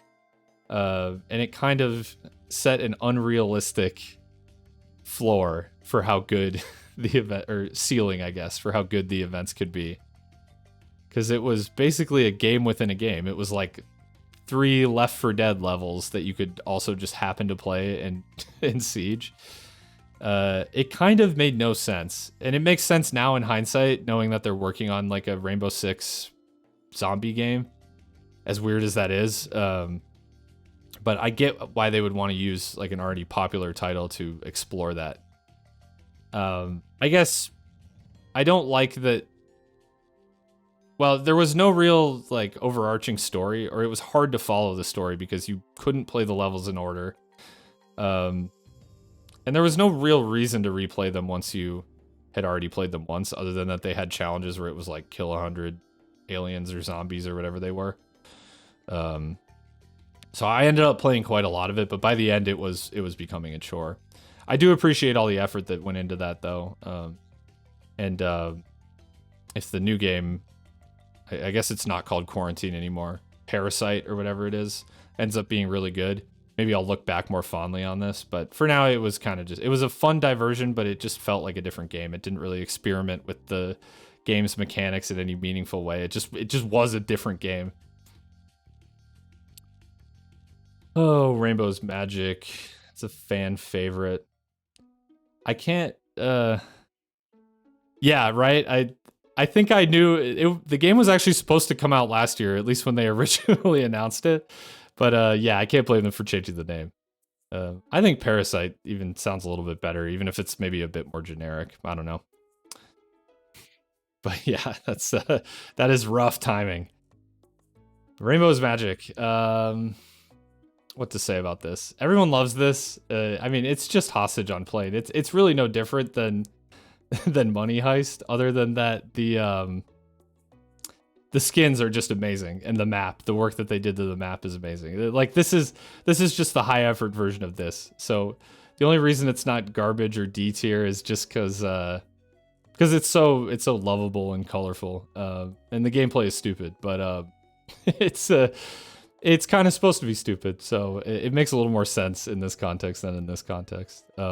And it's, in terms of just being a reskin, it's a little bit better than Madhouse too, I think. A little higher effort. Showdown. Do I want to put it S or... I think I have to put it S. I'm realizing there's a ton in S, but I may reorganize here. Showdown was maybe the event that I played the most, just because you could hop into it and just play it. Like, I don't really solo queue this game ever, but I would just like... I would grab my morning coffee, and I would just hop into Showdown and like just blast people's faces. Like it was cool that they did they had a different take on the game completely that still kind of played around with the core mechanics. Like it went from 5v5 to 3v3 on a tiny map, and then there was just like the one control point. It was like the gold or whatever it was, Western themed capture point. But it made for some really fun, fast-paced rounds that were just like bite-sized, pure entertainment that were really easy to play. And I'm happy to hear, I don't know if it's official, but I think it's basically all but confirmed that they're bringing it back. I do kind of wonder if it'll just be like Rainbow is Magic, where they bring it back and it's just the same. But even if it's the same, I will probably still play the crap out of it because I love that. The first Road to 6 Invitational. Now, I put this in here. I'm trying to remember. I think this was just when they introduced the new ranked mechanics, and they kind of just threw it into the game and said, here, you know, to hype people up for Invitational, we're going to let them play like the pros play, where you have the multiple round side rotations and pick and ban. It's almost hard to remember a time when that wasn't in ranked, but yeah, I mean, this was pretty low effort. I didn't really like how it was only on the weekends too, because it was so much better than the ranked or casual mode at the time that I just wanted to play it all the time. But in terms of, so maybe for that reason, I'll go B. I'll put it at like the top of C. How about that? I think in terms of rolling out a new mechanic into the game, this was the right way to do it. And I like that, and it ties in with what I was talking about earlier about how I want to see them do that more. However, as an event itself, it was kind of boring, given that only a few weeks later, this just became the ranked mode. So it was like, you just get like an early preview at the new ranked, I guess. But that doesn't mean I didn't enjoy it. I thought it was cool at the time, because back when ranked was still beta 2 years into the game, which was ridiculous. It just seems so bad compared to this. Then I've got both of the stadiums, and I just put the map picture down so I could remember which was which. This one was like the mashup of Hereford and Oregon. Here, I'm just gonna real quick throw both of these in A. I love the maps, and I think the first one was a little better than the second one, but they were both good. This one played with like the glass a little bit more, like where you could see but not shoot through the glass. It played with that a little bit more than this one did. And this one was more of just like a straight up mashup of coastline and border, whereas this one was like, you could see parts of Oregon, you could see parts of Hereford, but there was also totally different rooms. And this one just felt like a little bit more of like an experiment in terms of map design, whereas this one felt a lot more safe. And as a result, I think this one was more balanced, but this one was more fun. They're neck and neck, though. Again, like the previous Invitational event, didn't like how it was only on the weekends. I mean, right now I only play this game on Wednesdays, so I probably wouldn't even be able to play this right now, or I would have to pick a different day to play the game on. So that's kind of a knock to that event. And otherwise, you know, it's just Bomb on a different map. People kind of have trouble thinking outside of the box.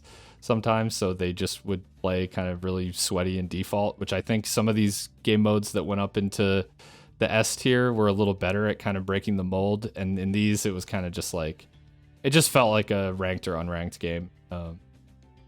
But the maps were great, and I love always, as I've mentioned, seeing new maps in the game, especially ones that are good like these were, so it's a shame that they don't stick around. But again, I understand the reasoning. And the last one is Sugar Fright. Yeah, I'll drop it in the B.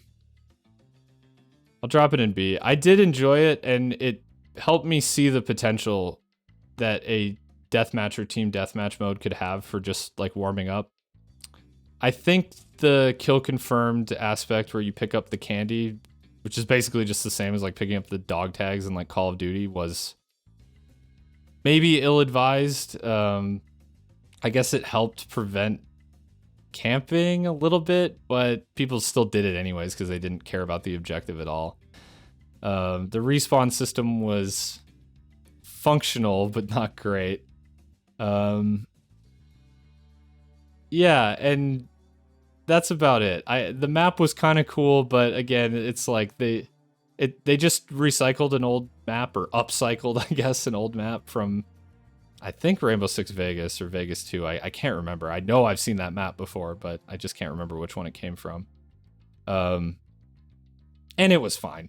It's just a fine event. I don't know. It was less fun on its own merits and more helpful to see like why the game would benefit from having something like a team deathmatch mode. And maybe if they bring that into the game and it's really good, I could see myself sort of thinking of it a little more highly. But because it kind of was just a one-off thing and didn't really change, or didn't really get reintroduced into the game, yeah, I can't really think of it too highly. So how did we do here? We had a lot of S tiers, but a lot of the events were really fun. I think they were pretty consistently knocking them out of the park last year with for sure with the Mute Protocol and the Grand Larceny. I think those were back-to-back seasons. Doctor's Curse obviously is a favorite Halloween event. The Halloween events have always been well liked. Even the Madhouse, which was a little boring, it was fun. So yeah, I don't know if there's really too many big changes I want to make here. I think this looks good. So there it is, the event tier list. My content for the week, my Siege content for the week, on top of the think piece about the content. All right, that is enough of that, I think.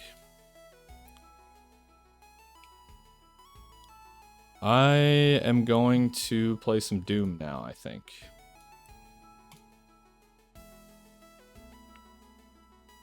I've been playing Doom 2016 on stream for a few weeks.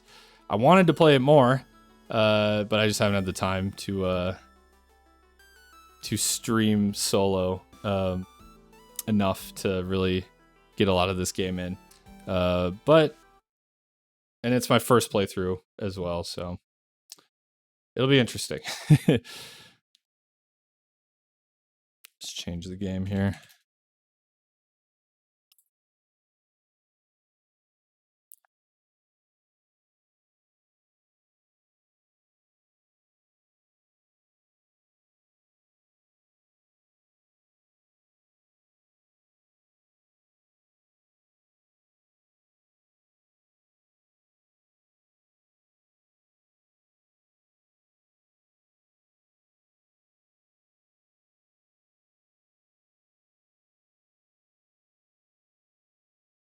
Yeah. Yeah. Gotta love the Doom music.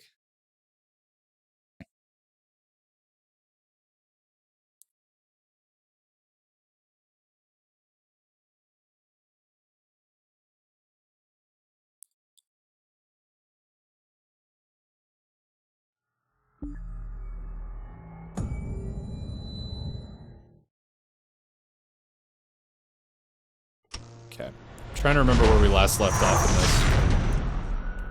God, that menu is so loud.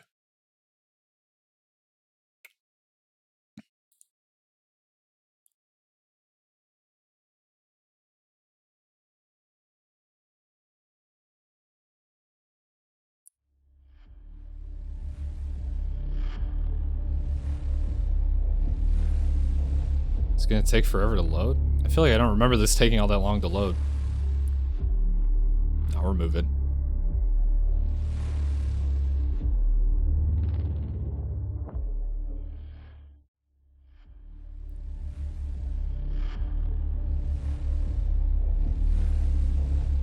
Can't remember who, but someone was telling me recently that they really enjoyed the multiplayer of this game. I'll have to try it out. That might be the only person I've ever heard say that. I do like that it has a map editor though. That's always a big plus for me. Yeah, I don't know.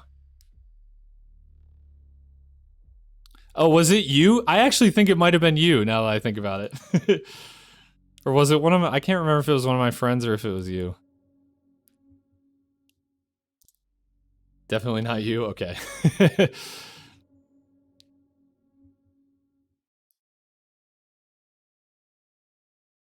Either way, I do like the mechanics of this game. I could see the multiplayer being fun, but I also have never heard of anyone enjoying it before. Were destroyed in the explosion. The pipeline is damaged but still intact. There are thrust boots in the maintenance hangar. You can use them to traverse the pipeline. Thrust boots. I suppose I have to go grab those. Yeah, that makes sense. I'm not really super surprised by that. Demonic presence at unsafe level. Let's change guns here. This is my... Is it Q? Yeah, here we go.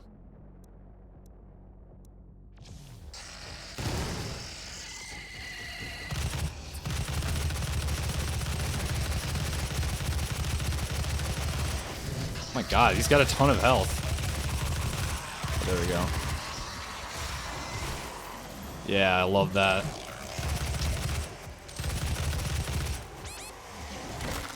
And I have low health, okay.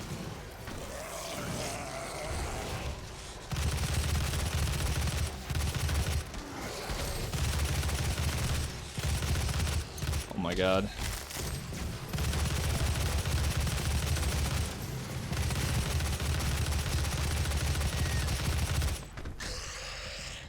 Oh. For some reason I thought you were on death's door.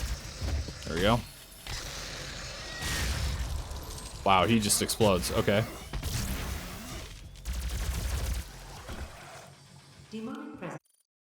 I feel like this game is louder than it was last time I played. Other than the multiplayer, evidently. But yeah, I agree. It's everything about this game feels good.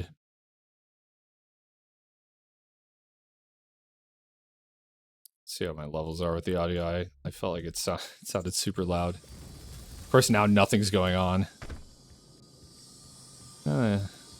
Look like they're showing up all right. Okay, where do I go here?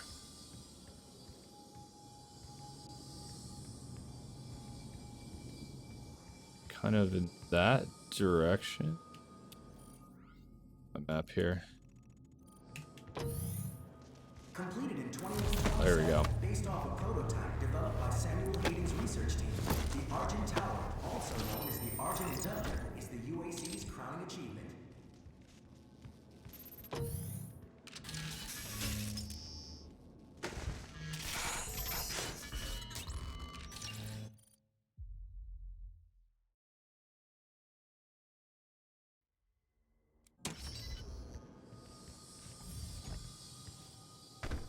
Yep, I just refilled my... So what do I do with this?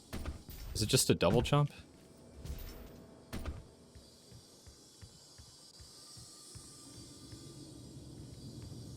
Is it supposed to get me across here? I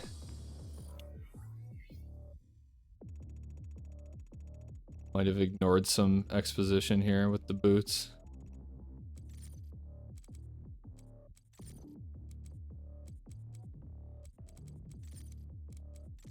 There we go.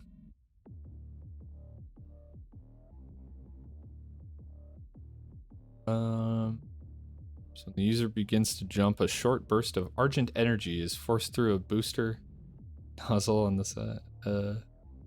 Fully assisted jump is performed. Okay, yeah, it's just double jump. So I guess must help me get up somewhere I need to go. Is it just this way?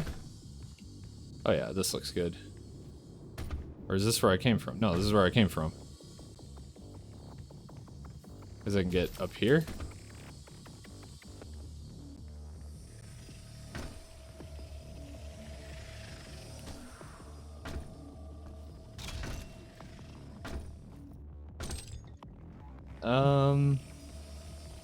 Aha! Yes, my favorite.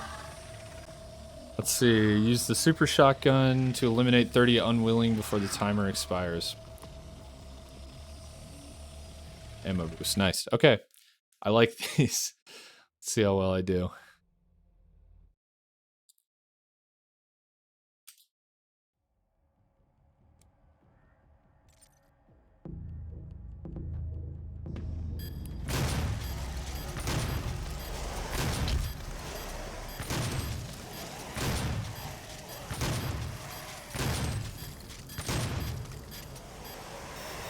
Now I've got none, so... Okay, okay.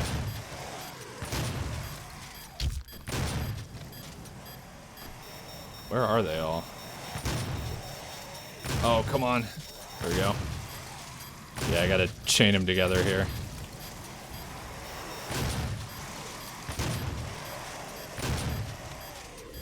Ooh, I don't know where they're anymore. Oh no.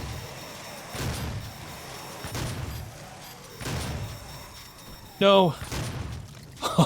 Clutched. All right, we'll take that.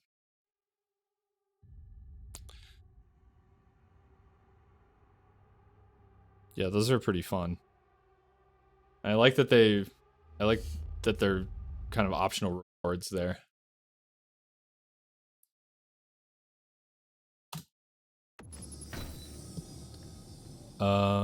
Wait, do I just get those or do I have to equip them? I can't remember now. Oh yeah, that's right. I have the like rune slots.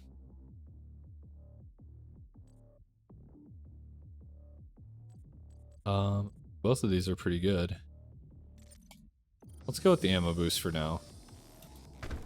Kind of feel like I'm running out of ammo a little too often. So oh yeah, I have a suit upgrade as well. Where do I go for that? Oh, I only have 1 point available.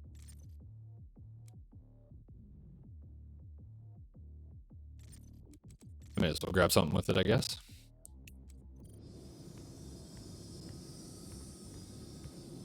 Let's see. Okay, this will get me back down here. I still need to figure out where I'm going. This looks promising. Yeah, okay. I think yeah, this is the right way. Honestly, didn't expect the some of the levels in this game to be like as sprawling as they are. They're not huge, but the last level I got lost in a few times.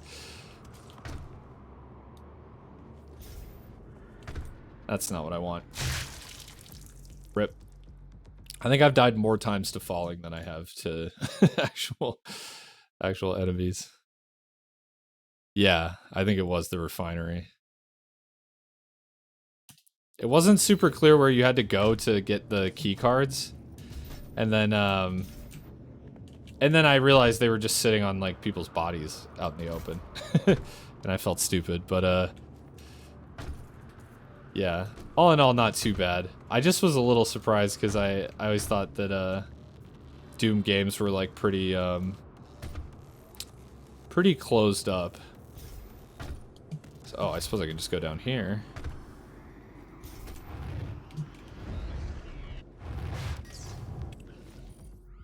Let's see here. Keep hitting tab. I think in Dishonored that might be what that is. I can't remember.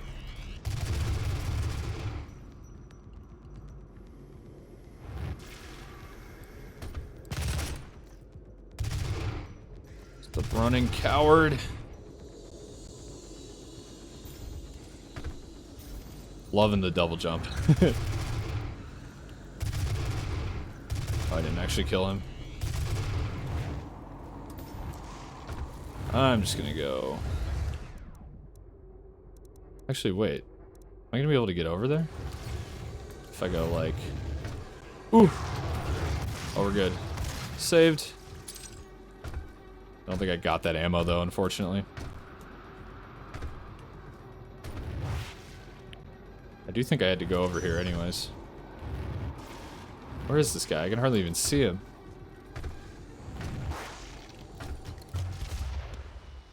Yeah, that'll do it.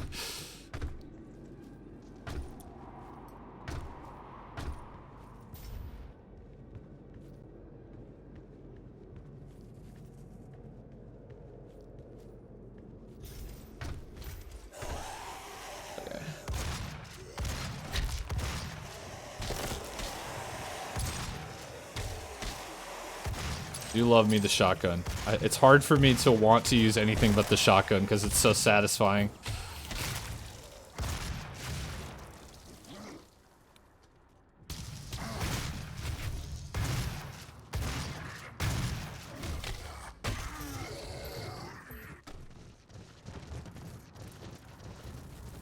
Ammo.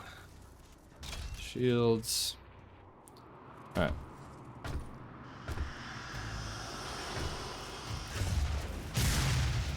Ooh.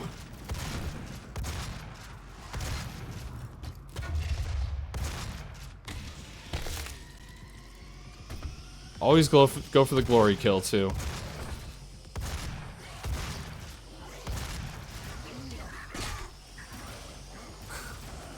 Yeah.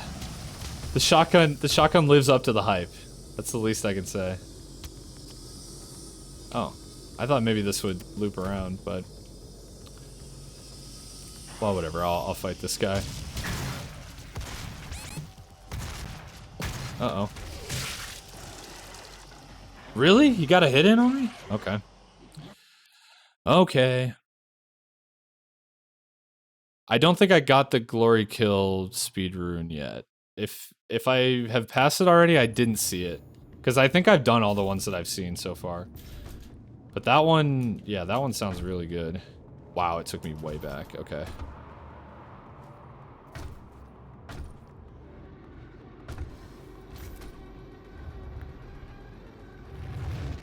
I'm gonna have the ammo that I had before.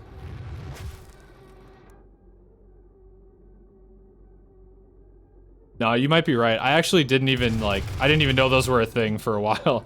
But once I started discovering them, I started seeking them out and actually doing all the ones I found.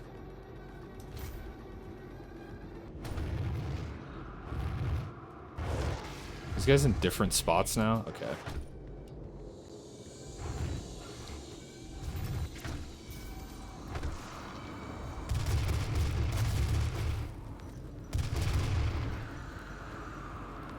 I think there was one I almost missed before.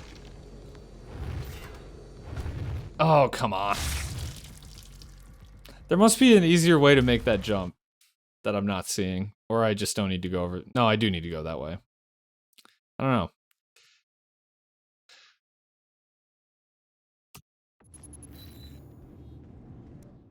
Let's just get out the assault rifle, because I know I'm going to need the zoom.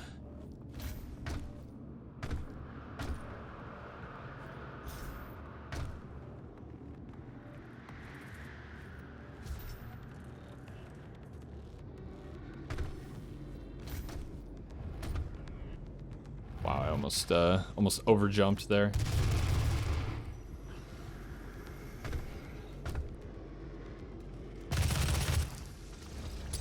Yeah, I got him. Okay.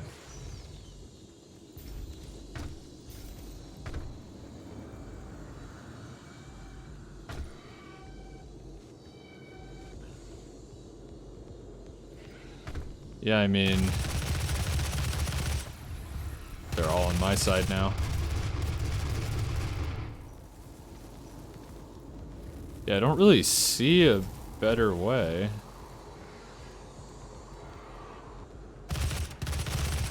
Where the hell did you come from?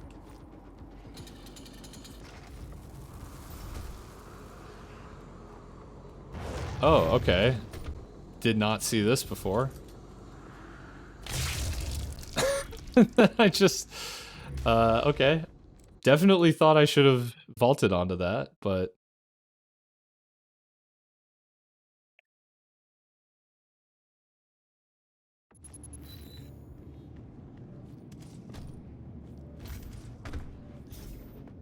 Who is a more formidable enemy? Actual demons from hell or gravity? Clearly it's gravity.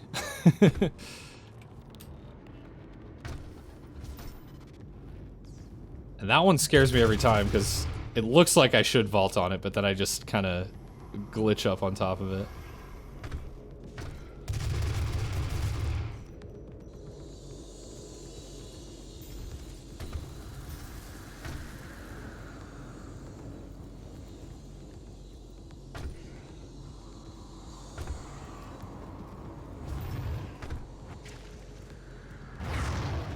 What is this? Oh my god. I actually don't even know why I fell off there. I don't know if someone like hit me or... Oh.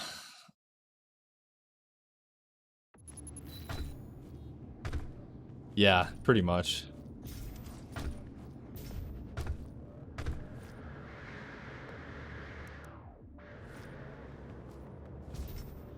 I'm getting too comfortable with these double jumps, I think.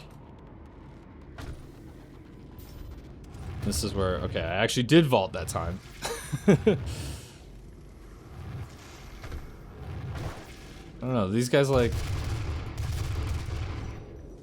Can't tell if their fireballs like knock you back or not. Either way, I was probably just standing on the edge, being an idiot. Yeah, that didn't knock me back. Yeah, it's user error. No, I can't. Okay.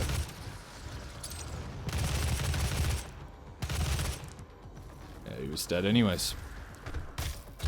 Oh, hello. Okay, now I'm out of ammo with that. I mean... That works. Okay, let's jump somewhere where I'm not going to immediately fall to my death. And we'll use the box this time for good measure.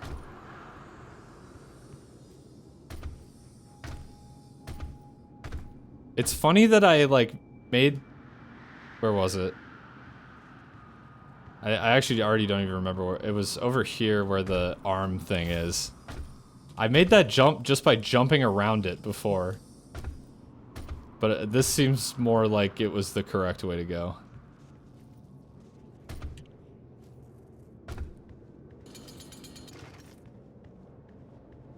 Okay.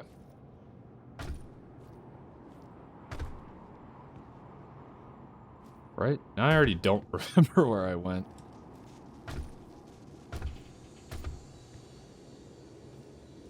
Where did I go? Alright, I'll just pull up the map. Oh, I want to get up to the top there. Okay. So this is the right way.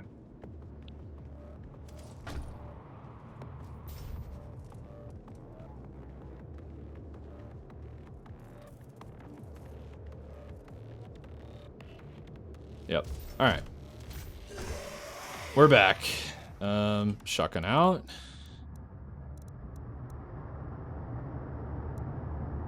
Wait, where is it? Oh, there it is. Just didn't look like a shotgun for a second.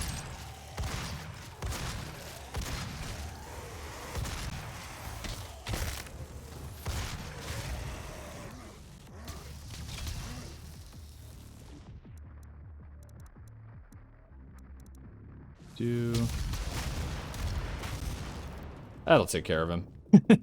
It's not worth the extra effort.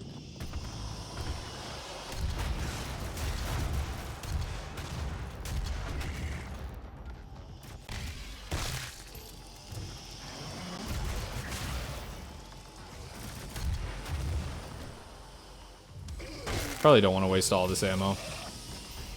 It's just so fun.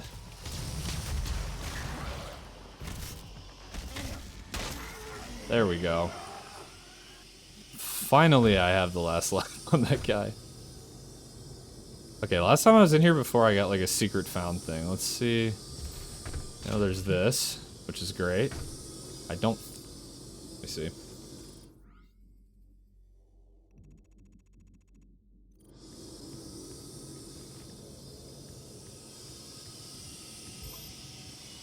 Health. Okay. Does this count as... No, this doesn't count as a secret, right? I don't know why I got that notification. There must be something. An upgrade for the rocket launcher.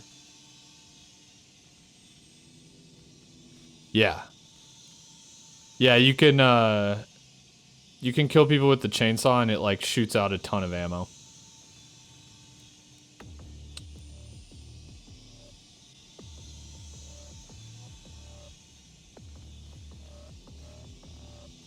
Let's see, lock-on burst or remote detonation? I mean, that sounds way better. The lock-on. Give that a try. Yeah, okay, I'm low ammo in general here. I probably will have to start making liberal use of the chainsaw. Is this the way I go, or is this me willingly falling to my death again? No, this is where I came from. Is it? Wait, hang on. Always... Yeah, okay, so that wasn't technically the way that I need to go. Looks like I just need to... Oh, okay. Just make that jump. So I guess maybe that whole area was considered secret. That's an Argent accumulator she's carrying. She'll try to use it to open a portal manually into hell. While the Argent Tower is non-functional, Bloody Tilda Swinton. dimension is still viable. We are at great risk, Dr. Hayden.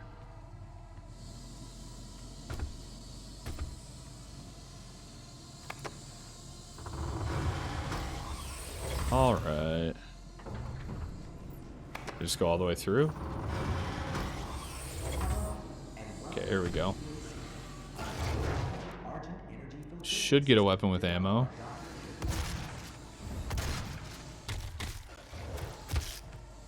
Alright, let's get out the shotgun. Or the chainsaw. There we go.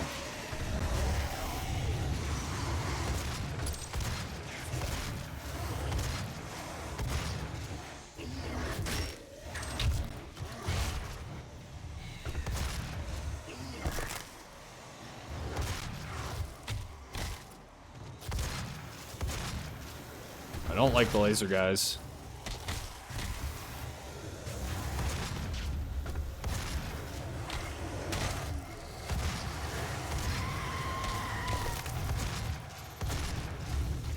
Oh my god. That take care of him? No.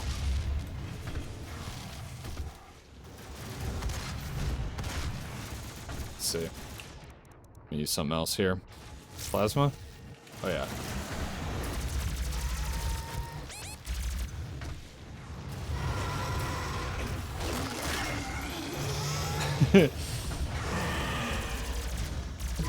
Yeah, the story of this game is interesting. I didn't really know what to expect from the story of a Doom game, but yeah, it's it's pretty wild.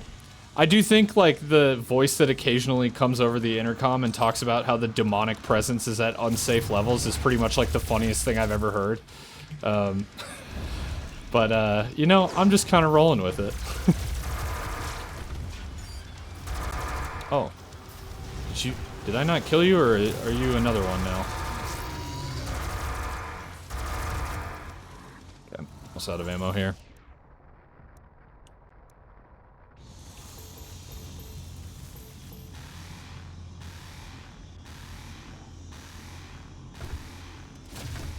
Oh, I picked up a power-up. I didn't even realize. Was kind of melting people for a second there.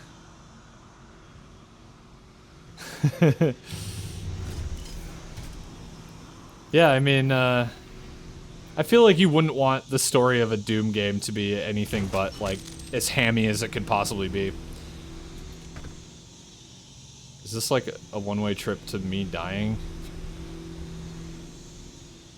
I'm trying to figure out where exactly I need to go here.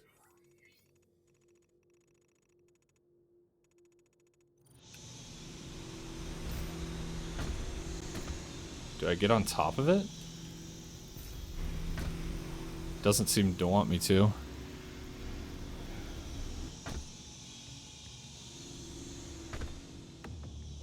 Okay, here we go.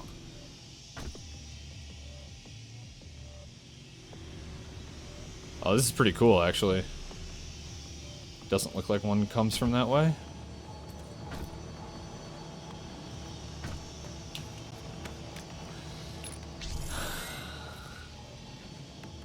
And Praetor token, that's right. I don't think I can use one of those right now. Yeah. Don't need that. Do need shields, though. Nothing that way.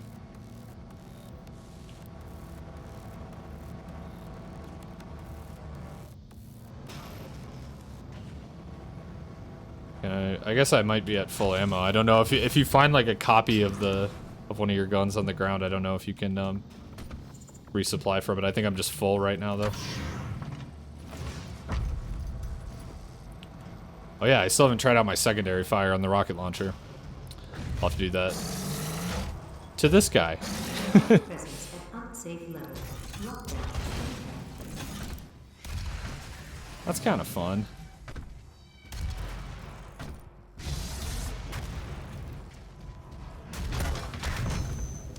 Oh, that was that was easy.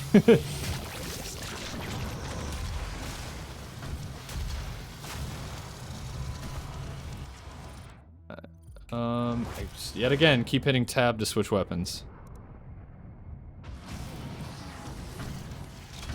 Armor. Oh, there's more of you, I see.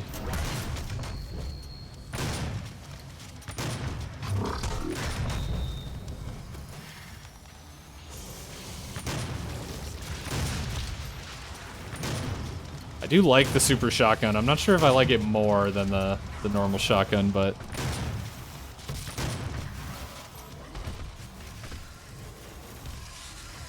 yeah, let's see. Well, and I fell all the way down, but there is ammo down here. Let's see, I may as well just make mincemeat out of one of you for some ammo. Not the gun I want out right now. You can stick with the super shotgun.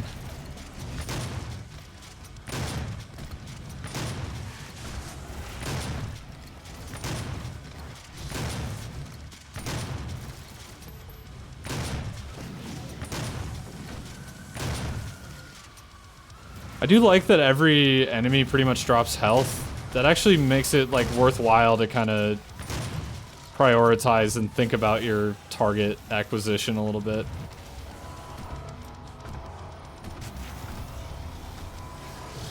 That looks like it will damage me, so I probably don't want to mess around with that. Need shotgun ammo.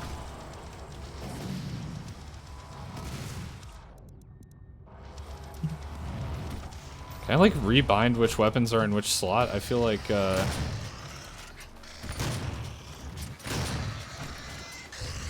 feels kind of weird. Like not really. Doesn't really make sense which one comes up when I hit which number.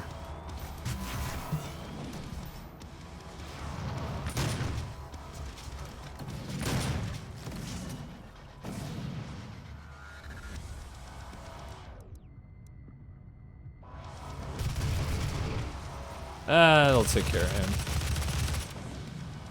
I can get another like damage boost here. Yeah. No? Okay. I was not expecting to fall off there. And I'm low health. Oh, well that will fix that.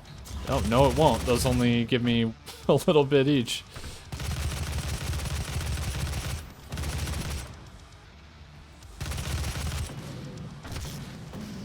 Wait, can I not? Oh, now I get it. Okay. Well, that should make quick work of that guy. I was gonna say, did I not pick that up?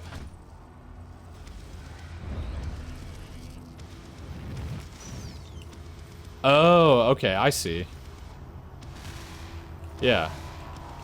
Well, it's not pulling up my super shotgun, but I'll figure it out in a second here once I'm out of this fight. Presence eliminated. Lockdown disengaged.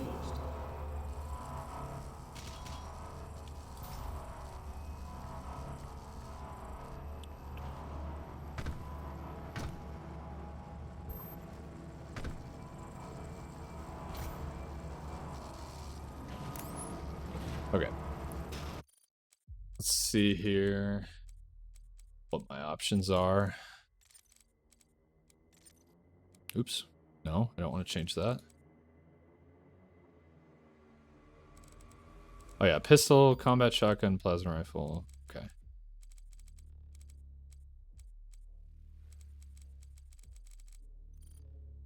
All right. Well, we'll deal with that for now, and I'll see if there's something I might prefer now that I know I can change that.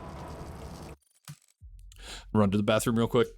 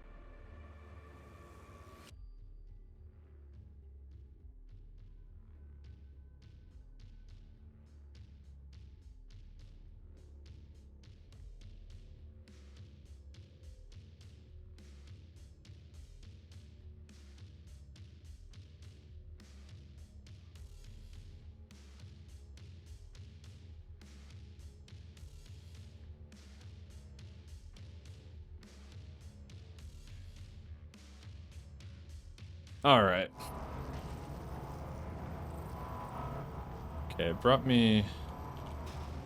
I need to keep going up. Well, that brings me back down. Okay. Yeah, it looks like I need to take this up.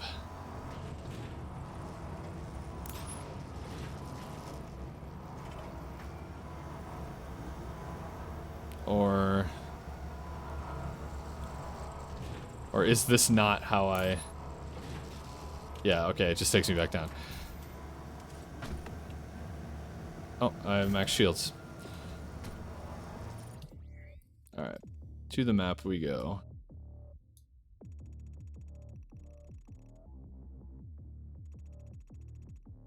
Hello, Killanth from Texas. How's it going, man?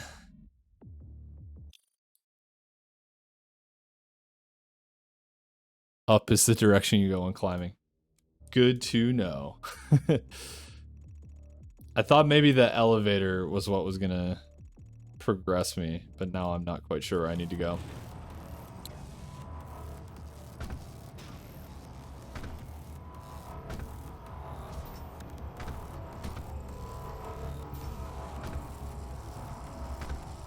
Hey, thanks for hanging out, Super Jesus. Have a nice day.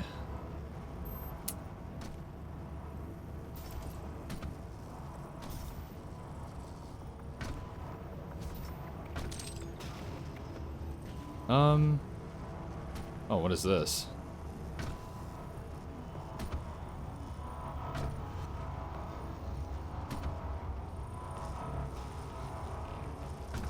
Do I need to get on one of these things?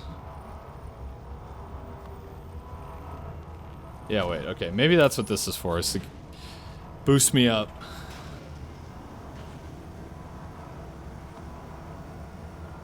Then what, do I just wait for it to come back down?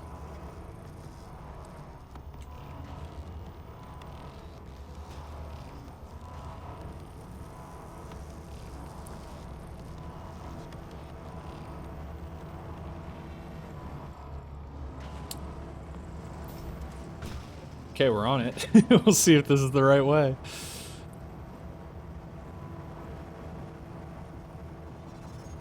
Okay, yeah, there's platform here. Alright, I think we're progressing. Indicates that it is nearing the top of this Argent facility. If she ruptures that accumulator near the Argent beam, she can open a portal to their world that we will never be able to close.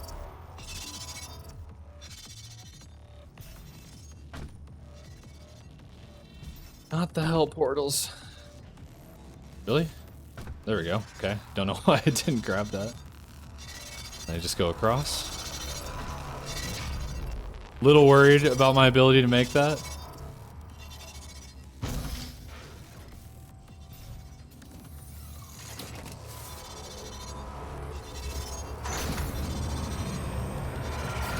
Alright, we're moving here. Holy shit.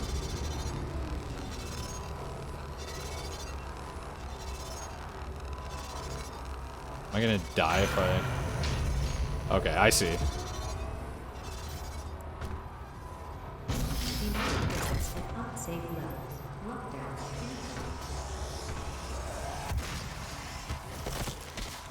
Yeah, I thought it wanted me to, thought it wanted me to jump on the ring while it was spinning.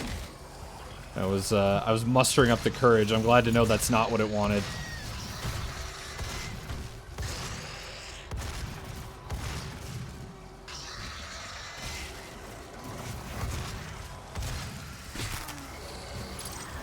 Alright, let's pull out the chainsaw.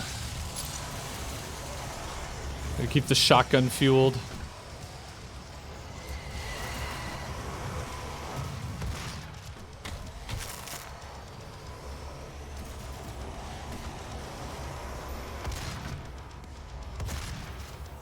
What is going on with you?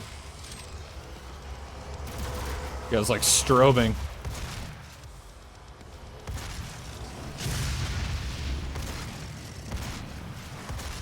Yeah, maybe I do want that rune that ups my stagger. I feel like the stagger is really good, especially if I'm going to use the shotgun the most. Oh, well, didn't mean to do that. Okay, I need something else here, I think. I do like the plasma rifle as well. I feel like it just does, like, tiny bits of damage. But I like the alt fire.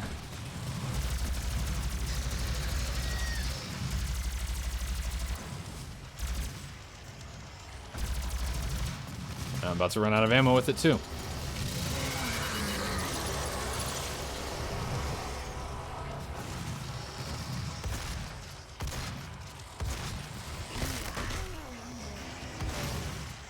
Oh, man.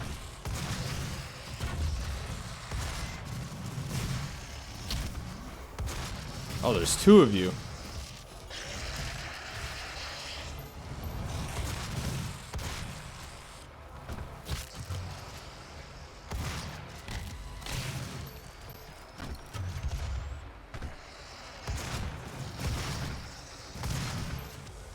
Should just get up there, I think.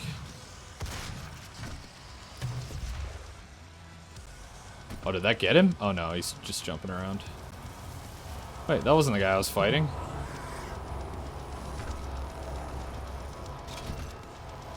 I will take the shields.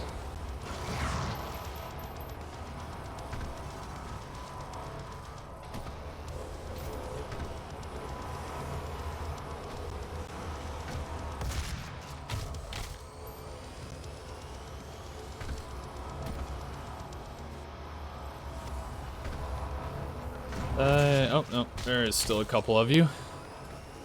Demonic presence eliminated. Lockdown disengaged. Okay.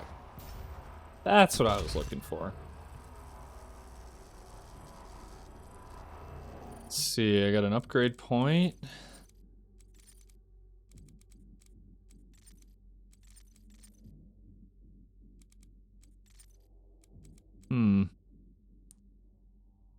Clock. Faster recovery. I mean, do I bother? That could be a good one to save up for.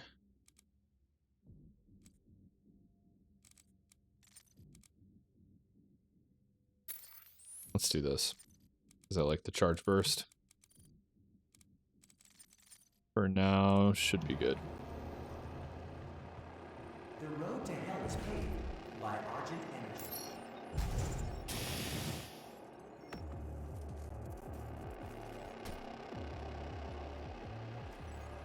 Don't need ammo in any... Wait. Is this not ammo? I thought that was ammo.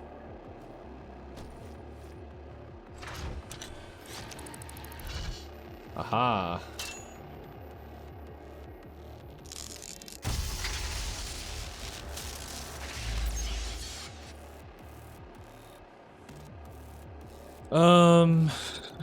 Just do ammo up. Always like more ammo. The road to hell is paved by Argent Energy.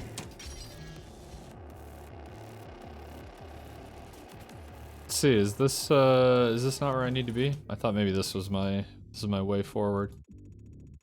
No, it looks like it's on the other side. Okay.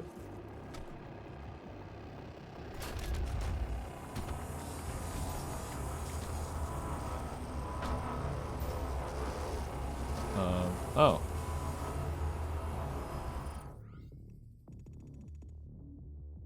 Yeah, okay.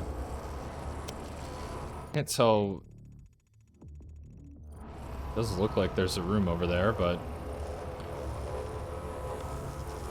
we'll figure it out.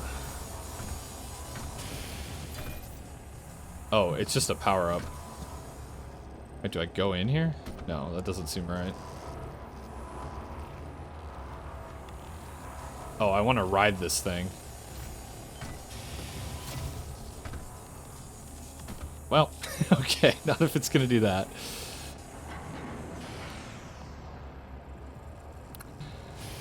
And we wait.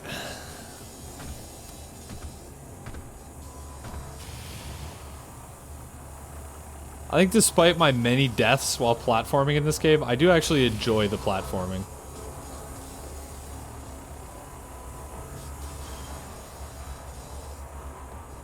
The level design is really cool as well. I have only good things to say about how cool all these levels are.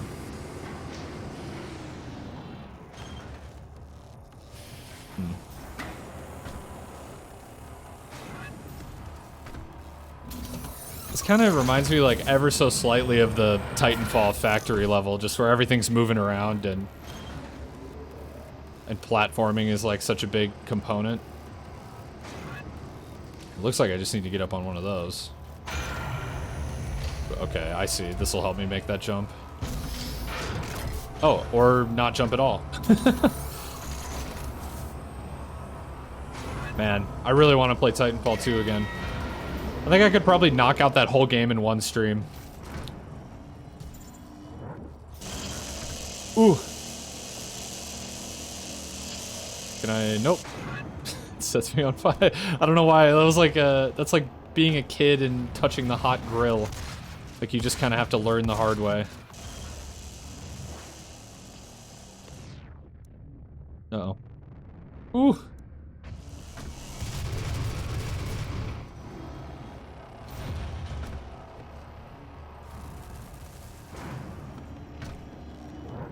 I can get through. Oh, the timing. Impeccable gaming.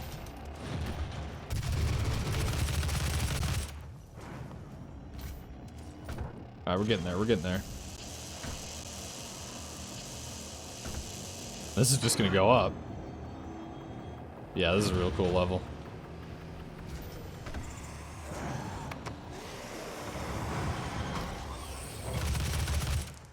Seems like a job for the old super shoddy.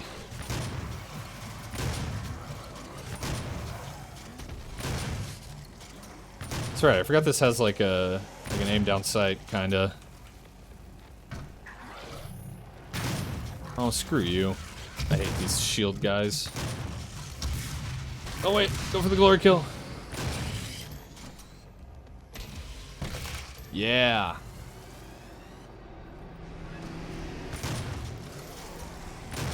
I do like, at least these like small cannon fodder enemies. I do like that they just crumble when I blast them with the super shotty. Okay. Oh, I almost suicided there. Unintentionally, of course.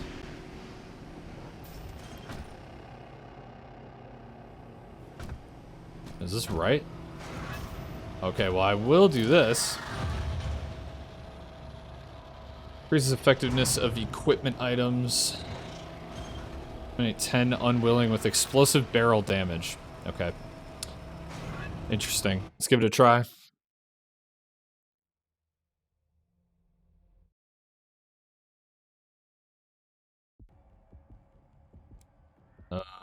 Yeah. Okay, we have a ton. I mean, these can... I have 1 health, and these can hurt me, right?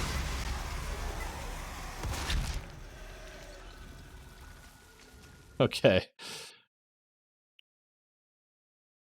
Try that again. I'm actually not even really 100% sure what happened, but we'll rip it again. Alright, okay, that doesn't kill so easy. Okay, you gotta kind of kite them a little bit. Yeah, and now none of them are near any. This is just as much of a time management task as it is a killing task. Yeah, I know.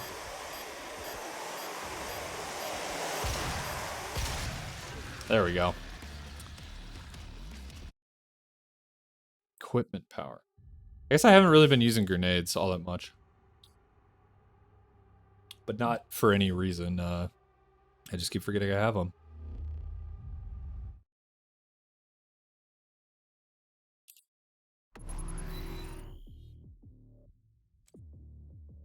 Oh, I got a second slot. Okay, cool. Well, yeah, let's give this one a try. Just says use 30 equipment items. I guess that's... seems pretty doable.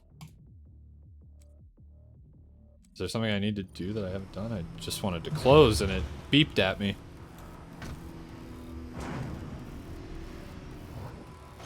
Now, is this not where I'm supposed to be? Oh, hello.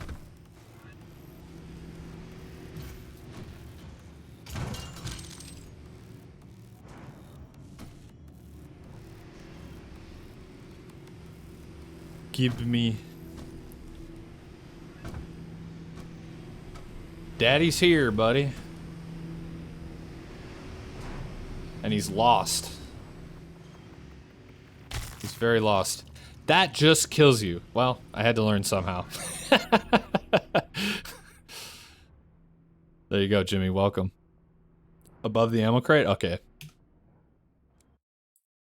Well, now, I'll have to get back there, I assume.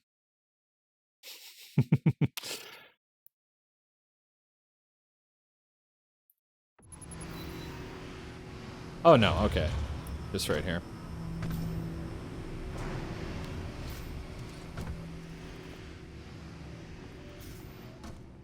Oh, yeah. Okay. Easy enough. Thank you, Kalanth. You cannot stop me from claiming what I am owed! What I was promised! Oh.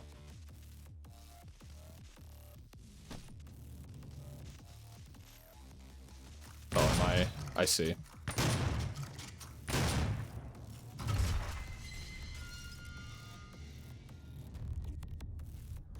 Now probably I go up here. Yes, sir. Welcome to the UAC, opening the gates of hell with the key to the future. I hate this guy. Every time he shows up. Just annoying. Rubs me the wrong way. This is not the end! It's only the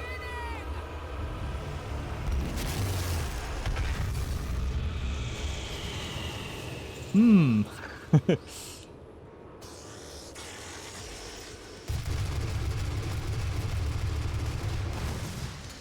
See. Oh. No. We will take the assault rifle. I don't like the position I'm in right now.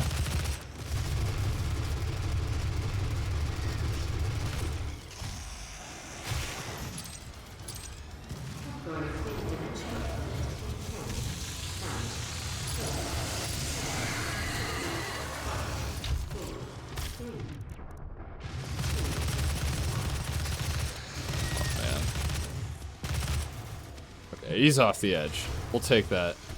Grab the shield.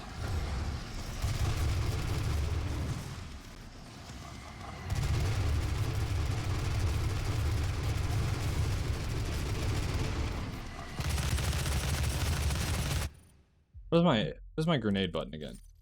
As soon as I want to use grenades, I can't remember.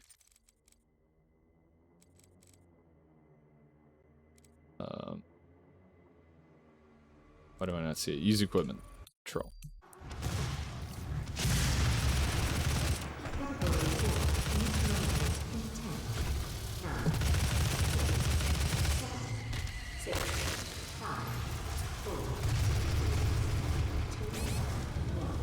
Oh no.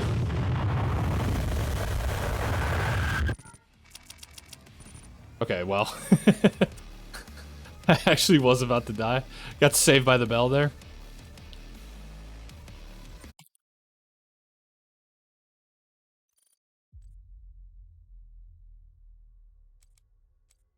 Alright.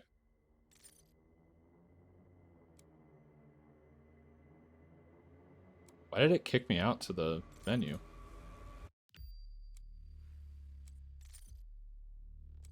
Right? Yeah. Okay, I was like... I was confused.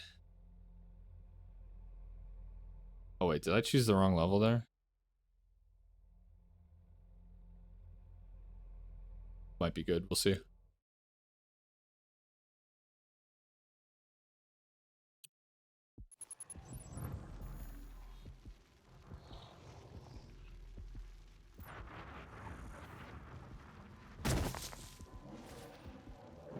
Okay, yeah, no, this is new. We're good.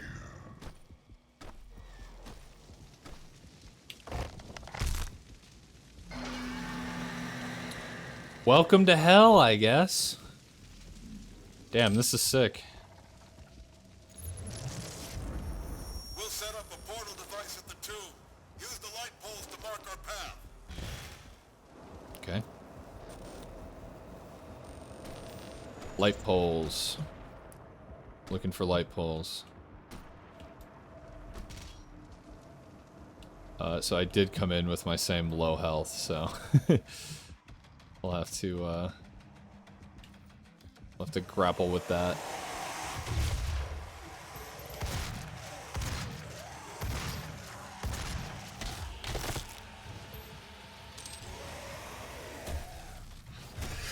Oh, there was a new weapon down there? I'll have to go look again. So I'm out of the weeds a little bit here. Oh no. Oh, well.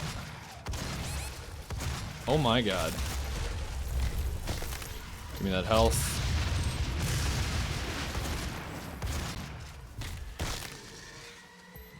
Yeah, it's right over here, right? Oh yeah.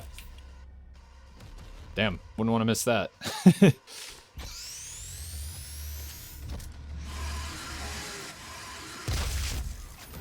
Oh yeah, okay, that just obliterates them. You gotta love it.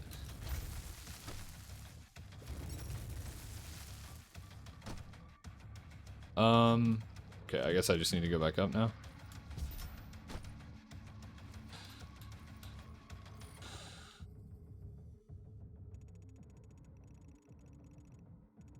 Oh, it uses the same ammo as the plasma rifle. Okay, that's interesting.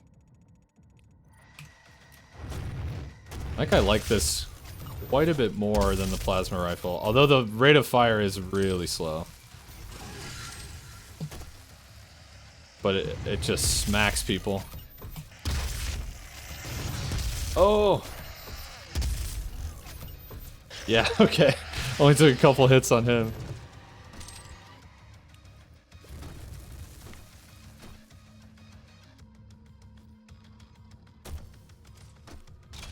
Definitely gonna need the shield.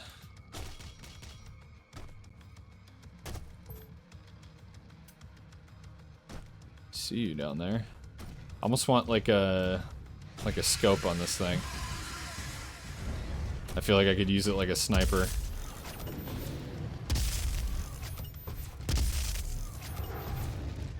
Here's what I'm gonna do. Rocket launcher. Secondary fire.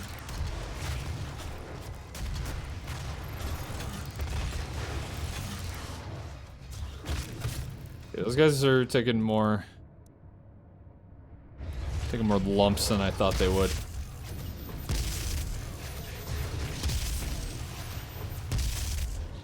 Okay.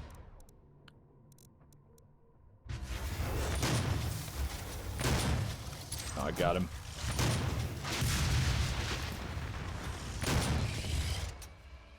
There we go. Knock him back into the grenade. That'll do it.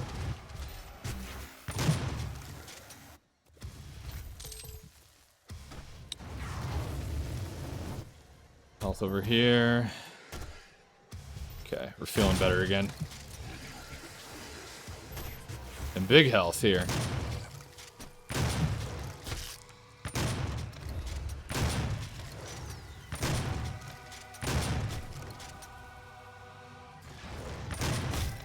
Oh no.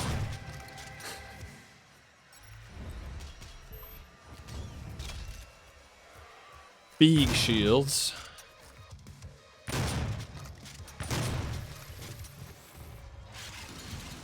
Let's get our ammo here.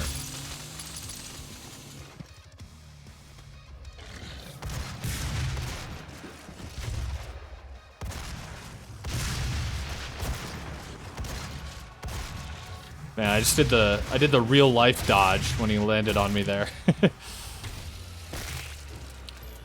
Ever since I've been streaming with the face cam, I've been like so self-conscious about doing the real life dodge. But it's unavoidable. Always left, right, back. Can't help it.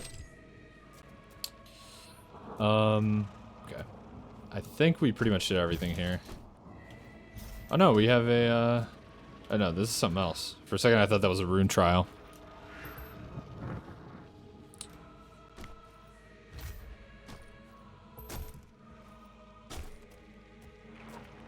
Ammo here. Wait. No, never mind. Yeah, okay. Let's move on.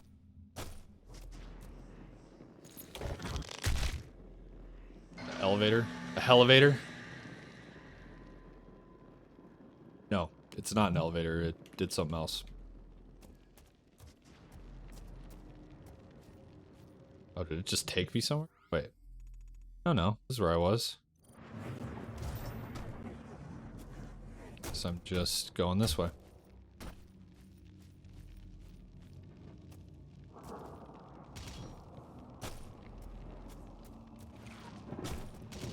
This looks like my end point over here. Wait, was I already up here? Maybe I was. Maybe that's just the way I came in from. This is the door I need to get into, but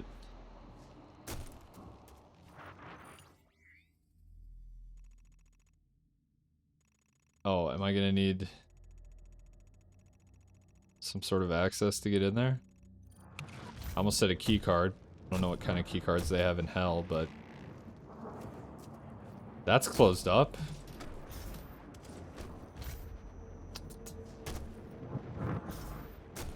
Where to now?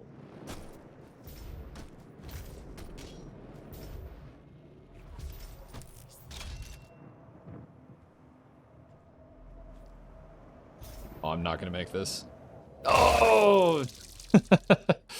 Well, it was worth a try.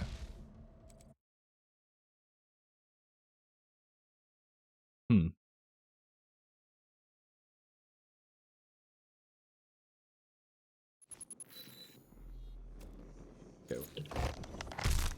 Let's bring me back here. Okay, that's what that does.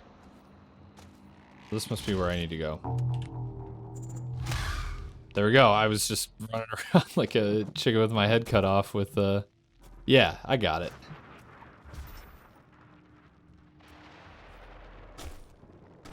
I think when I hit that before, I just heard the sound, but I didn't know what it opened. And I couldn't seem to find it. Is there anything else no, I think I'm done here. Just need to go up to the door.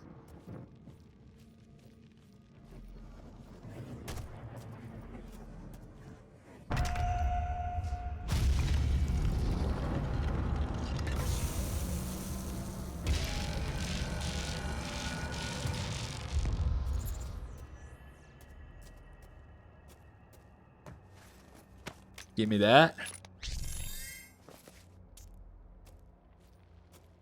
Wait a second. Some more.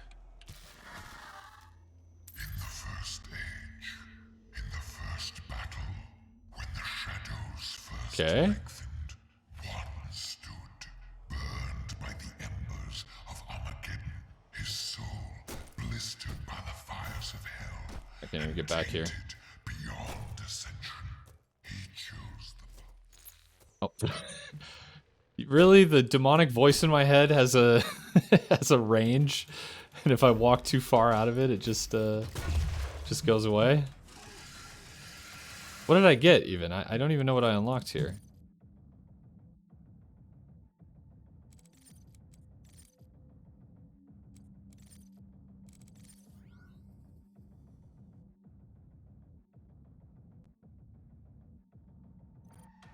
I mean, okay.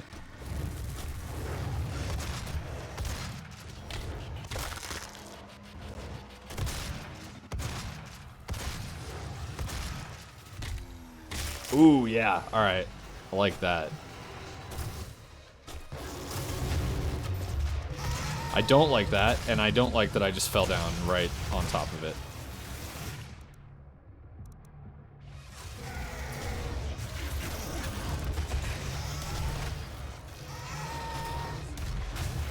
Oh, he is dead. He's just having like rigor mortis or something.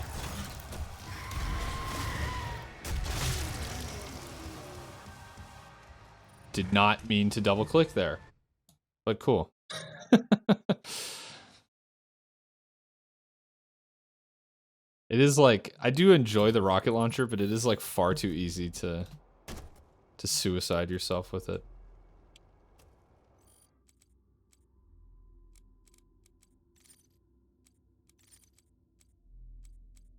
Suppose I can unlock something here.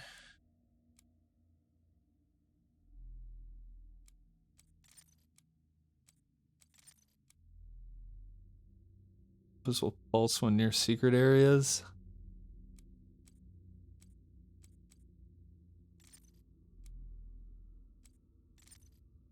Let's get the equipment. Recharge upgrade, that seems like the best thing for me currently.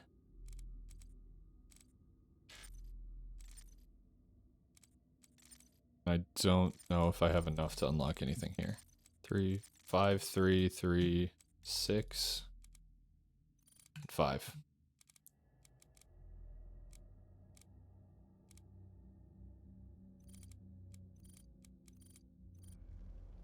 Okay.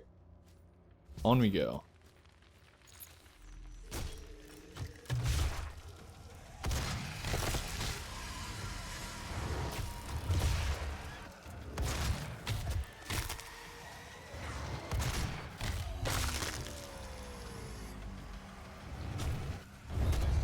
Okay. Go away. Go away. Just stand up here and hit him with the Gauss cannon. I think I just whiffed. Okay, 2 shots from that will do him in. Yeah, this thing is pretty satisfying.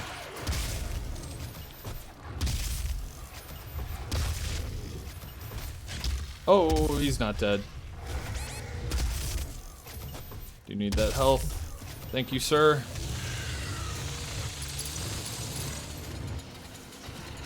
Just big health.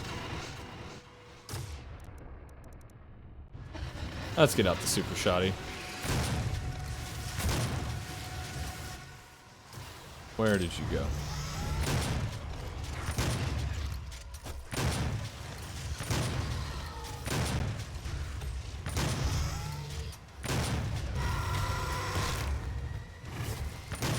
Yeah, I like tossing a, especially those fast guys, tossing a grenade and then like knocking them back into it with the shotgun. That works pretty well. What am I getting hit by? How did I get low health?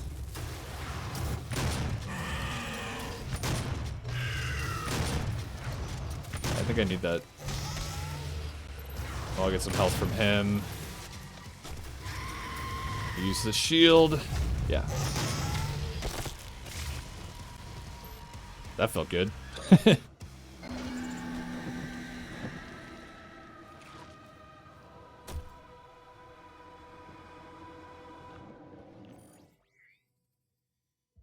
Looks like there's like an area up top I didn't go to. Am I going the right way now? I'm going... Oh, that looks like it's just where I'm supposed to go. Okay, never mind.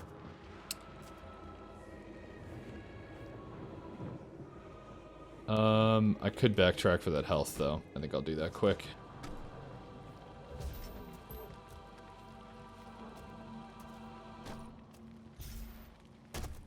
Shouldn't I be able to? Yeah. I don't know why. I thought I ran right over that. I don't know why it wouldn't pick up. No, there is like a side path over here.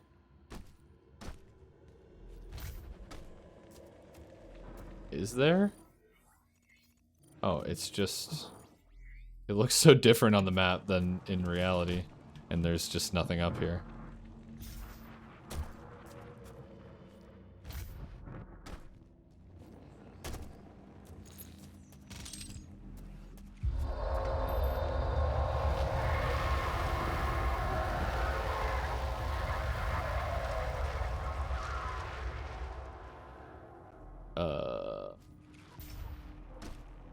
Okay.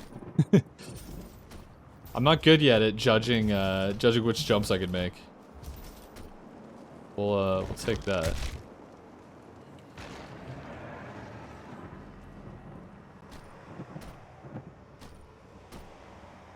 Guess I can just snake my way back down. Oh, did I? Yeah, it just spit me right back out where I started. And where was the door? Did I screw up?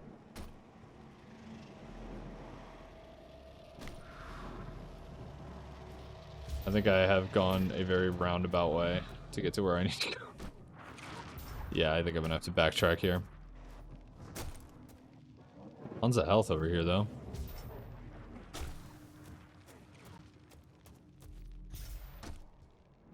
May as well. Stock up this last 2 I need. Oh wait, that's right, I can overheal. The bar doesn't stop at 100.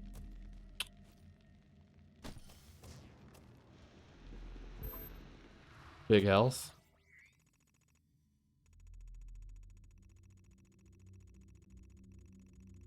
Oh, is the blue door what I need? No. No, I just was there. It wasn't open. Yeah. Yeah, I've officially gone the wrong way.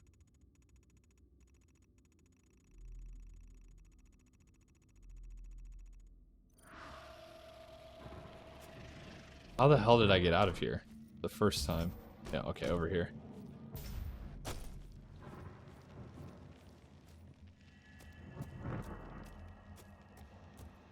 And okay, that's the yellow door.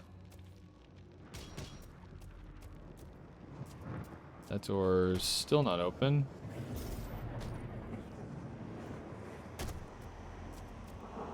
Okay. Let's just go back up the platforms. Yeah, okay, the door is just over here.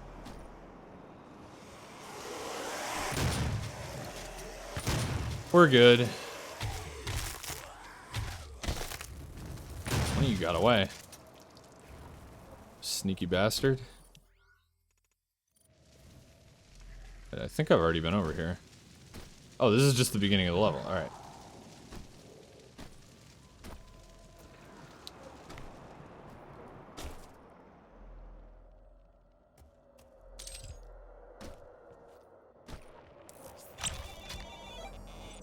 Hell yeah.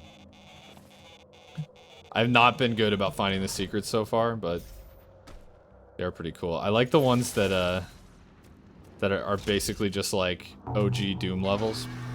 Oh, and here's the blue skull. Okay. Oh.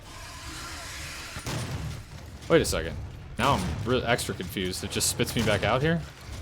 Or is this a different spot? No, this is, yeah, this is the same spot because the yellow door's right there. Now I need to go down and in this direction. Crush.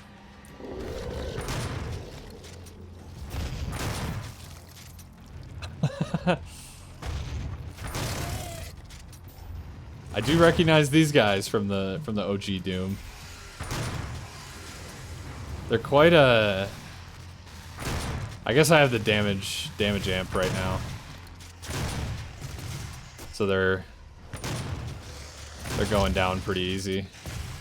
Shit. Low ammo and low health. There's big health here. And that'll do for some ammo.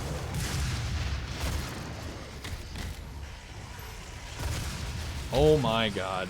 Why is there so freaking many of you?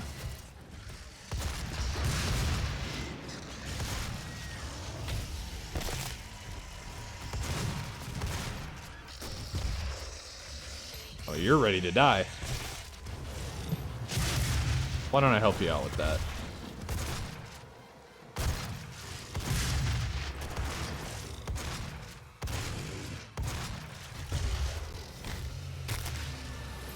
Ugh.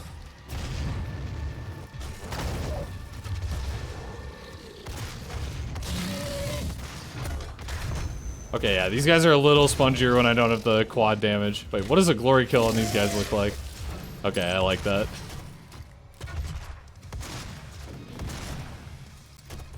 You don't move very fast, so I'm just gonna shove a grenade up your ass.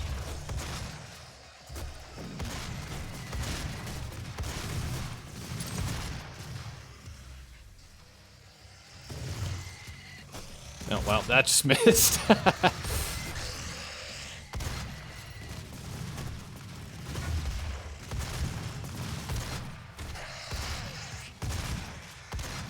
I keep just like staggering this guy and then punching him, and it doesn't really quite work like that.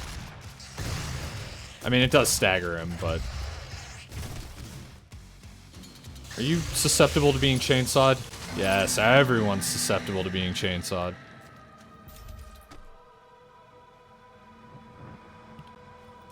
Okay, what did that get me?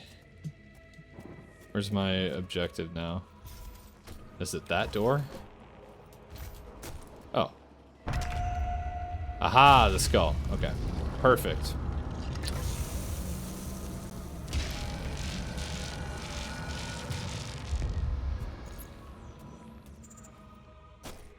Perfect. Don't mind if I do.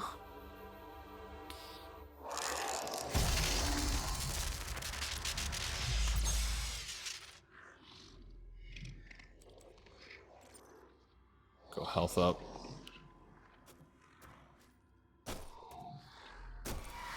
I'm really bad. Fuck was that? I'm really bad in almost like every video game with like a stat and perk tree about instead of like just speccing into one thing. These guys don't normally have flamethrowers, do they? Or do I just normally not get close enough? No, I'm really bad about like always wanting to be a jack of all trades and keep all of my like attributes even rather than like speccing into one thing. I get the feeling that in Doom it doesn't really matter. Oh, I'm seeing ghosts. But in something like Skyrim, when I do it, I end up being kinda underpowered. Like, because I want to, even if I don't use magic, I'm like, oh, I want to keep magic even, just, I don't know, for the sake of being anal about the points that are, like, specced into each category. I don't know. It doesn't really make sense, but, I do it anyways. And it's probably fucked me in more than one game. Although I don't anticipate being this being one of them. Does this do headshot damage? Do these guys take headshot damage is a better question. Well, he got obliterated, so... Maybe. Results inconclusive.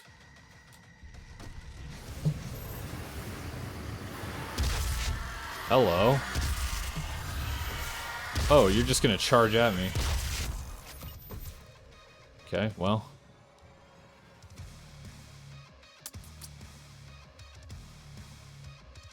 Okay, wait a second.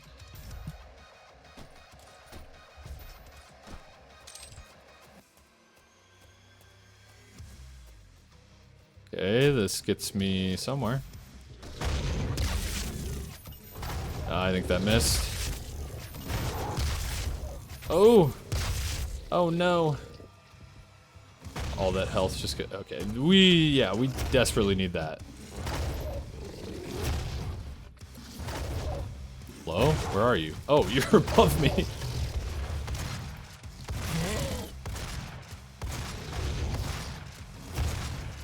I don't know how effective the shotgun is at this range. Can I not glory kill him? I'm just gonna glory kill myself.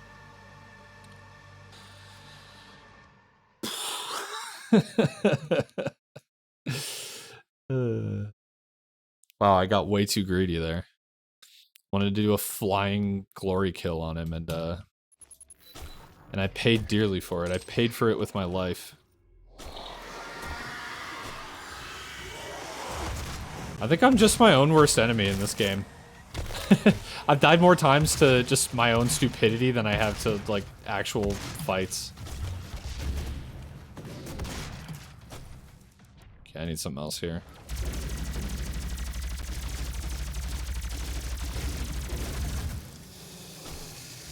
Yeah, made pretty quick work of him.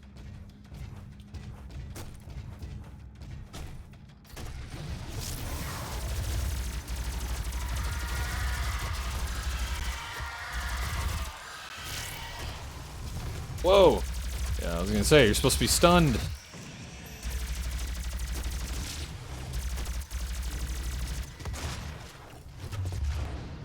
Feels like I probably, like, just chain together weapon combos here. I feel like there's a lot of potential there, but...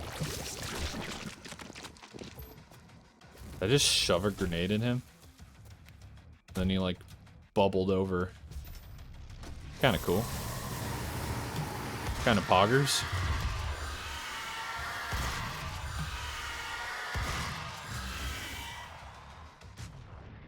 You... are gonna get that.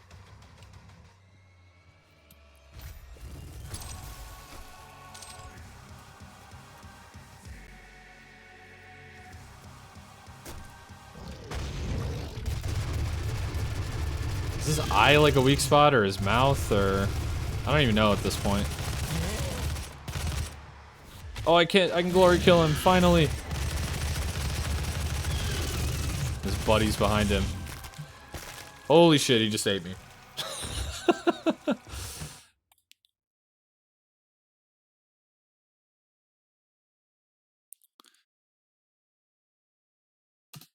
Okay. Time to be serious now. No more bad gaming. No more dying. No more getting greedy. Just pure, unadulterated demon slaying.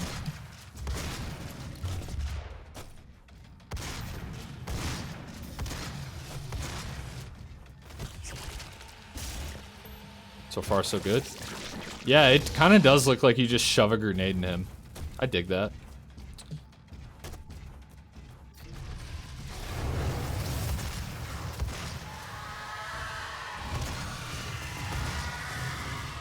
It almost feels like you I did the real life dodge there. That guy got a little close for comfort. No. What? Stop. Please just die.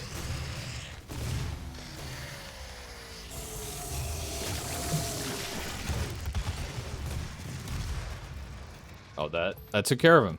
Just wasting ammo at this point.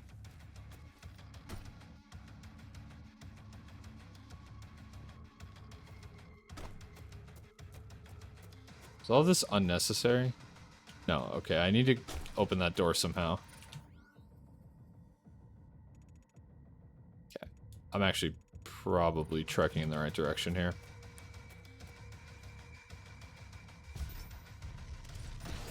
Whoa, it did not let me double jump there.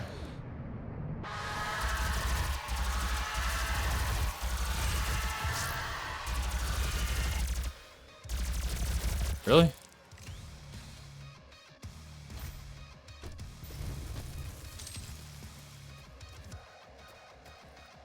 Okay, and now I'm just up here, I guess?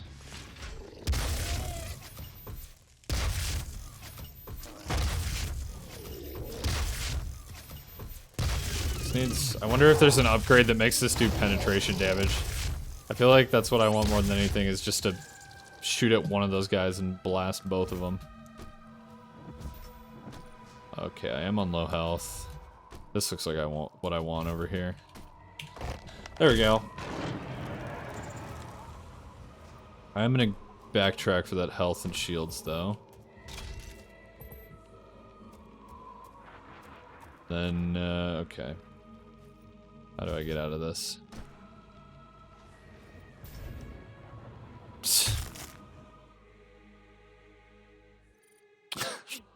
I can't catch a fucking break.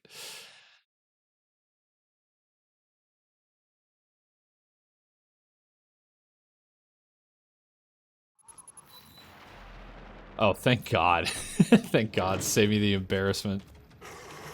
I do still need health now, though. Game didn't make me do the walk of shame.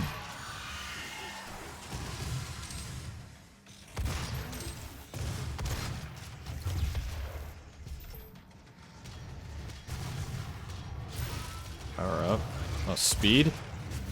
Alright, I mean...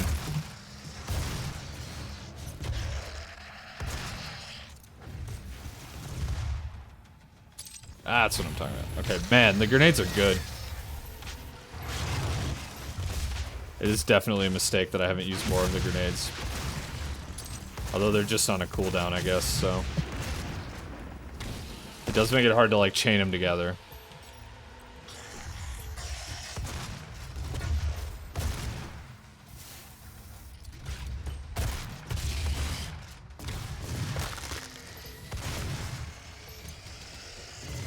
Take the shields. I'll take the shields.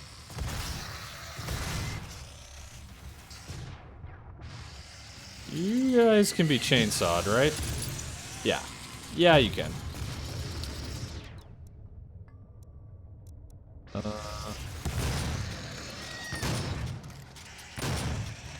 Does the super shoddy have more knockback? It kind of feels like it does. Maybe I'm just imagining it.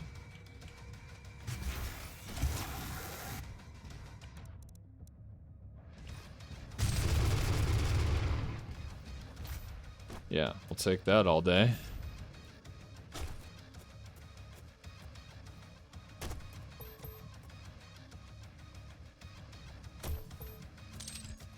Health,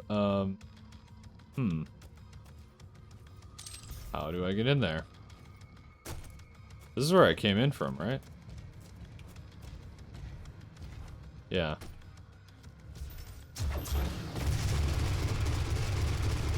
Just blow up his head. Okay, okay. It was like borderline suicidal. That should do him in, though. Oh, I just had to kill the last guy. Okay, I was like, now how do I get that open? Upgrade point. That's nice.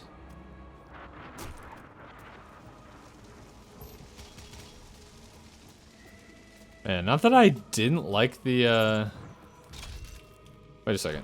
No, I wanted to go in there.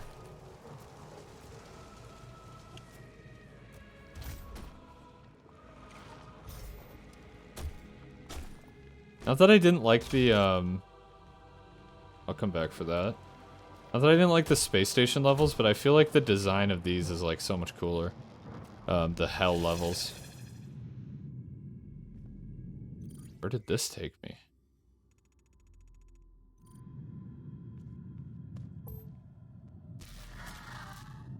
Tempered by the fires of hell, his Okay. iron will remains steadfast through the It's just a, audio log type type beat. The weak, for he alone is their walker, the unchained predator who sought retribution in all quarters, dark and light, fire and ice, in the beginning and the end, and he hunted the slaves of doom. Okay, this guy is long-winded. I can't do it. I'm trying to absorb all the deep lore, the deep Doom lore. It's too much. Take that too. Right. So now I'm just kinda up here. Is this correct? I guess so. It looks like I'm heading the right direction.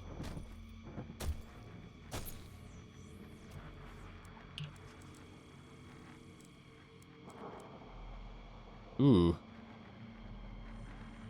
Charge up a powerful beam that penetrates targets. Nice, that's exactly what I wanted from the Gauss cannon. Oh, or you have like a zoom mode. Like the heavy assault rifle, I assume? Yeah. That's sick. Okay. I like how I said how badly I just wanted the penetration, and then I did not unlock it.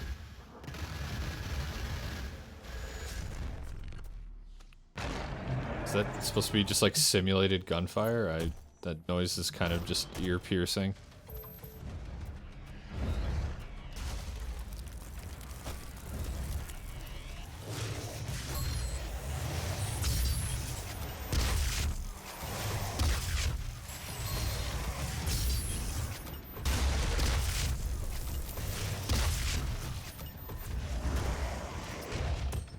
Oh, is he like fighting the smaller guys?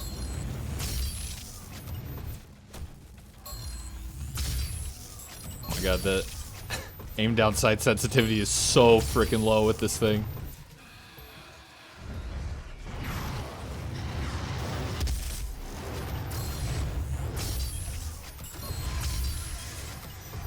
Does it do more damage as I charge? I assume the charging does something.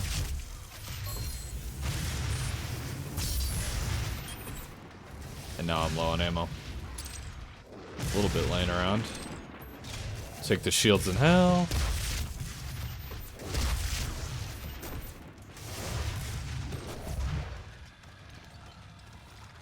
That do him in? Oh, yeah, well, he literally got cut in half. Good God.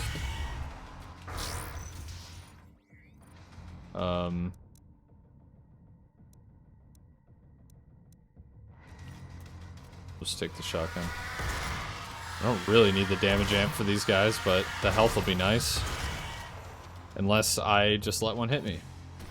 Like an idiot.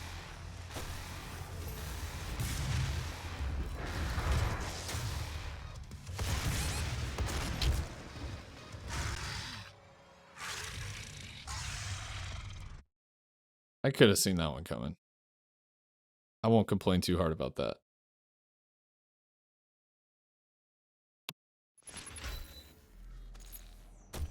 Oh, it took me back a ways, though. Or at least to the beginning of this encounter. Keep hitting tab to switch weapons. We will use...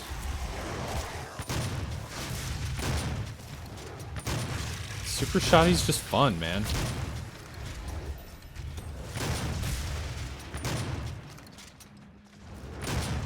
Man, those guys literally just like fall to pieces when they die.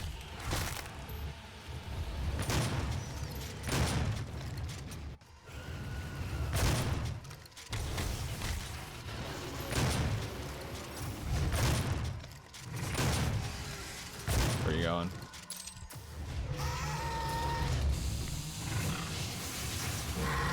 I just want to chainsaw you, but you won't let me. Oh, insufficient fuel. I see. Of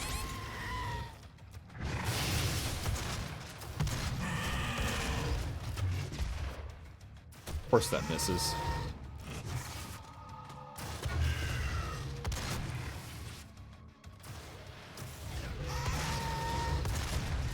Holy shit, stop moving around.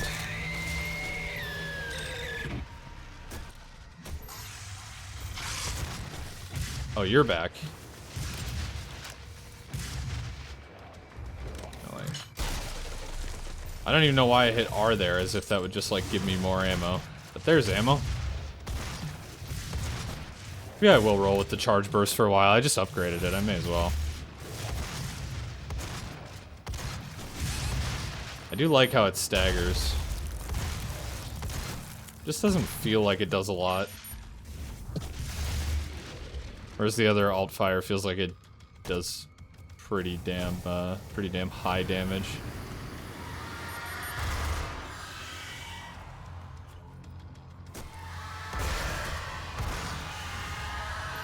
Yeah, come at me. Okay, that time I didn't let him hit me. What, you're back again? Can you spawn in that same spot? That was quick. I guess with the quad damage.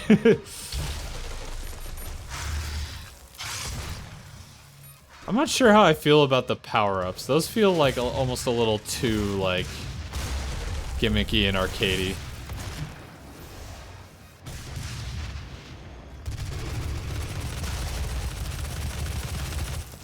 There's a lot of, like,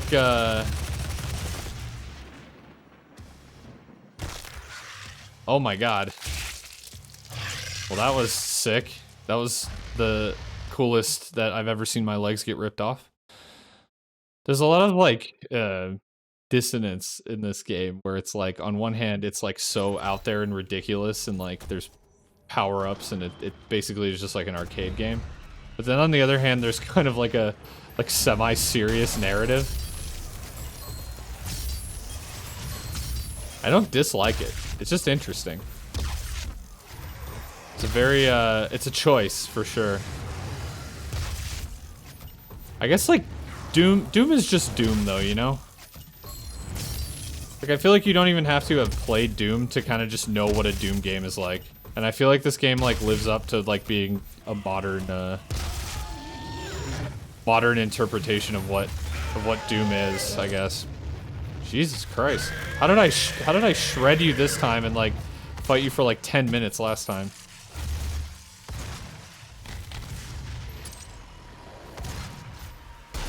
It is a lot of fun. It's like a good it's kind of a good mindless game. And I don't even mean like completely mindless, but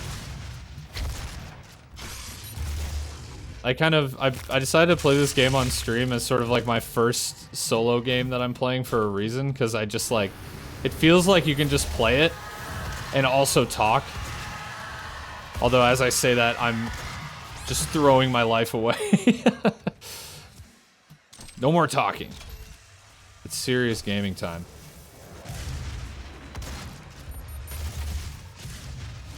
Nope. You thought? Man, my grenades just recharge way too slow. I need to keep upgrading that rune. Holy shit, there's two of you? What? This never happened before. Okay, this fight is actually kind of hard, apparently.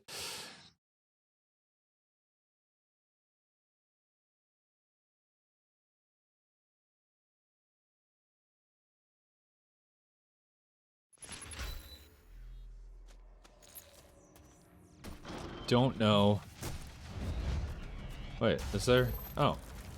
Big health. And little health. And there's one up, like, on the cliff. Yeah, this guy's, like, smashing all the little demons. Should I just let him? Oh, okay.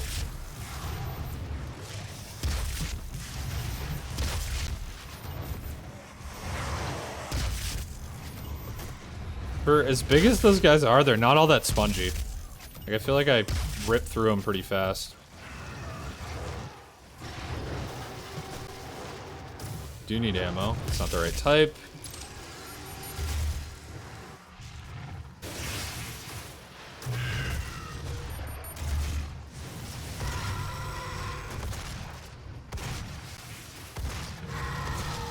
I hate these motherfuckers.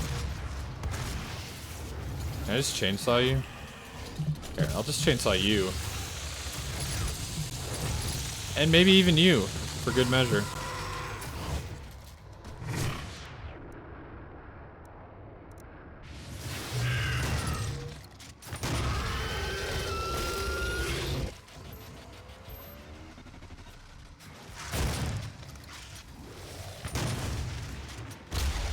Yes, we like the super shoddy.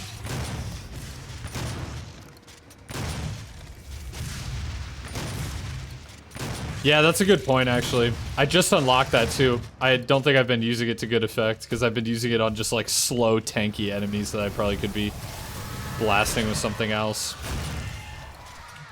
Let's get out the other shotgun before this gets out of hand.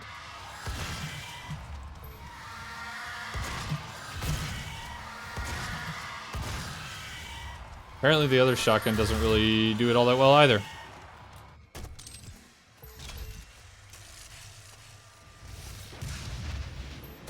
Man, this is just a long fight.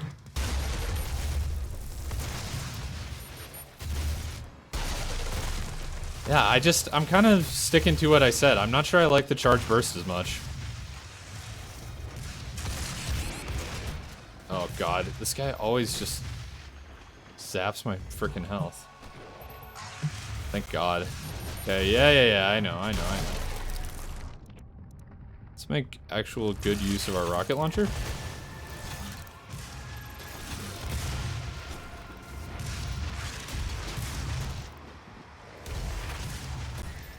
Whew. Oh, he was already dead anyways. Supposed to go down. Is this where I progress, or is this just...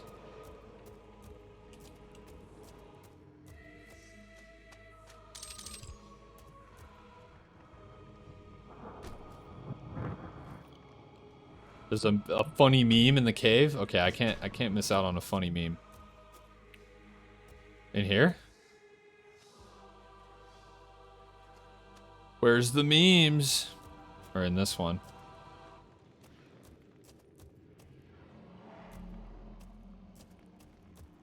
This meme isn't all that funny. Oh, in the last battlefield. Can I even get back there? Yeah, okay, I can.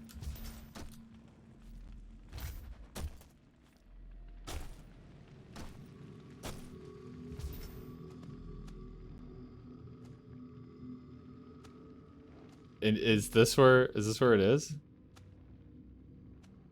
I don't see what I'm supposed to be seeing here. Okay.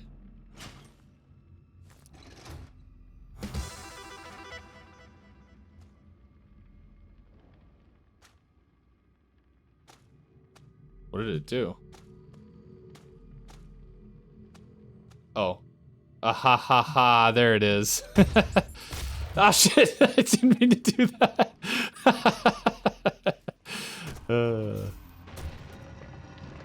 Oh, well now the door just opens. Guess I may as well take that.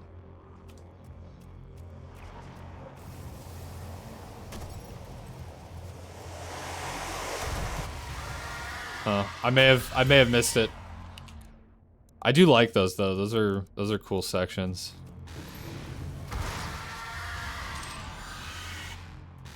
These guys are annoying as hell.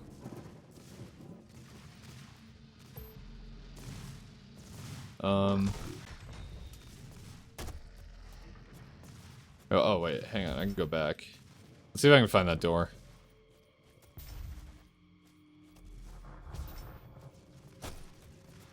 It should have opened like not far away, right? Oh, that's gonna kill me. No, we're good. Oh, hey, here it is.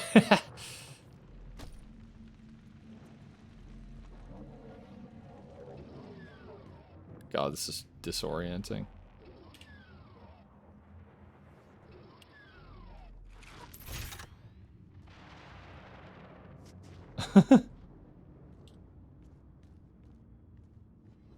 I don't think I actually like need any of this stuff, but that's cool. Holy shit, this is so disorienting.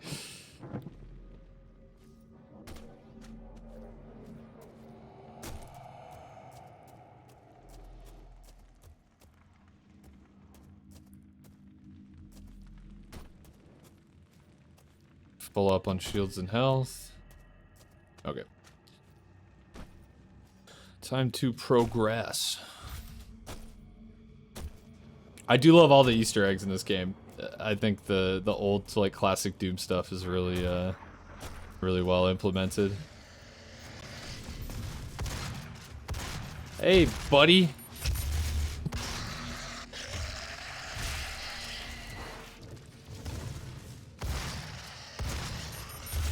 Man, I don't think any of my charge shot connected. At least on that first guy. I don't know why I jumped over here. I don't need shields.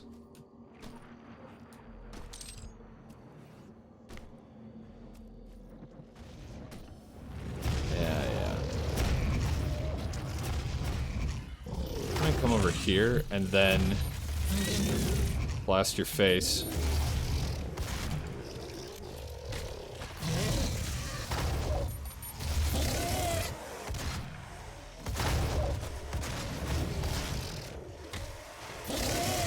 Yeet.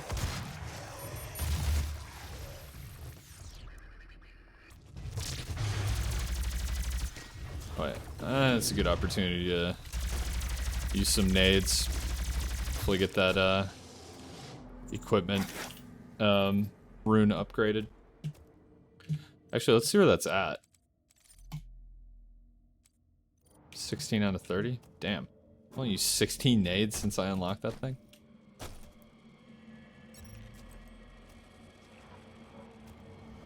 Is this something, like, important, or does it just hurt me?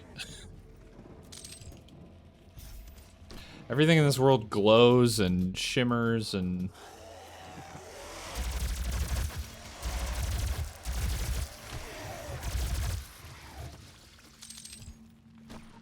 Pretty hard to tell what's important and what's not. No, that's a lie. It's really not all that hard. If anything, it's really easy. His conquest against the blackened souls of the doomed, his prowess was shown. I got no time for that motherfucker anymore. What am I doing here? This is like perfect one-shot, super shotty territory.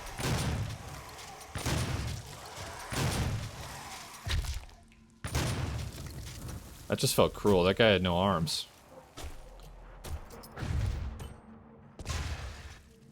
Oh my god, that got all of them.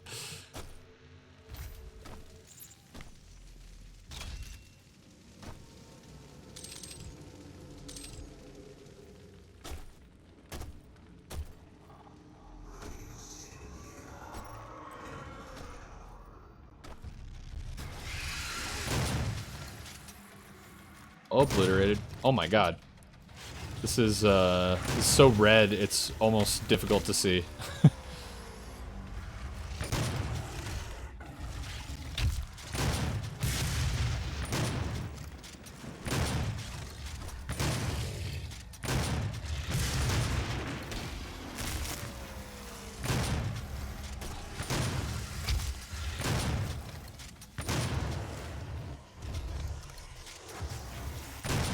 Yeah, it's like really hard to focus on anything with how red it is in this room. Well, let's get my damage amp. Okay. Yeah, I like that. I like one-shotting those guys because those guys are annoying as hell. I'm out of fuel. Do want the super shotty.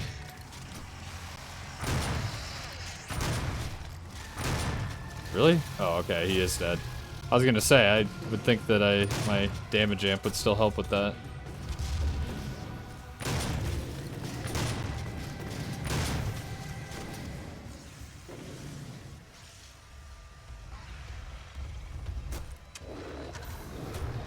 Shields. Oh! My god. Stop! Stop! Stop!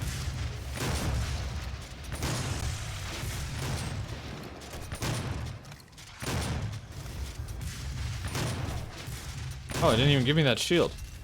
Please? I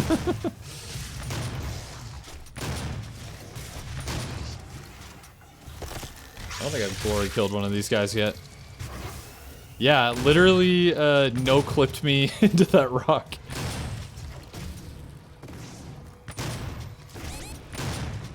Okay, that's not good.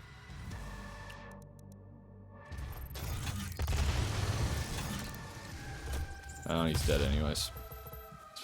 I suppose my challenge is just to use equipment, so I could just spam grenades for no goddamn reason.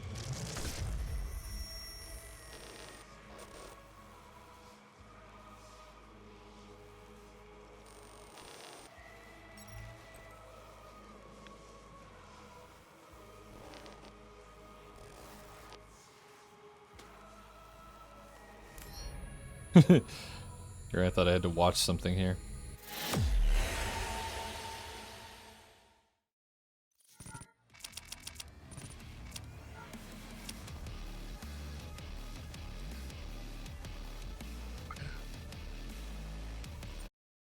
I must have just hit save and exit after the last level. That's why it kicked me out to the menu.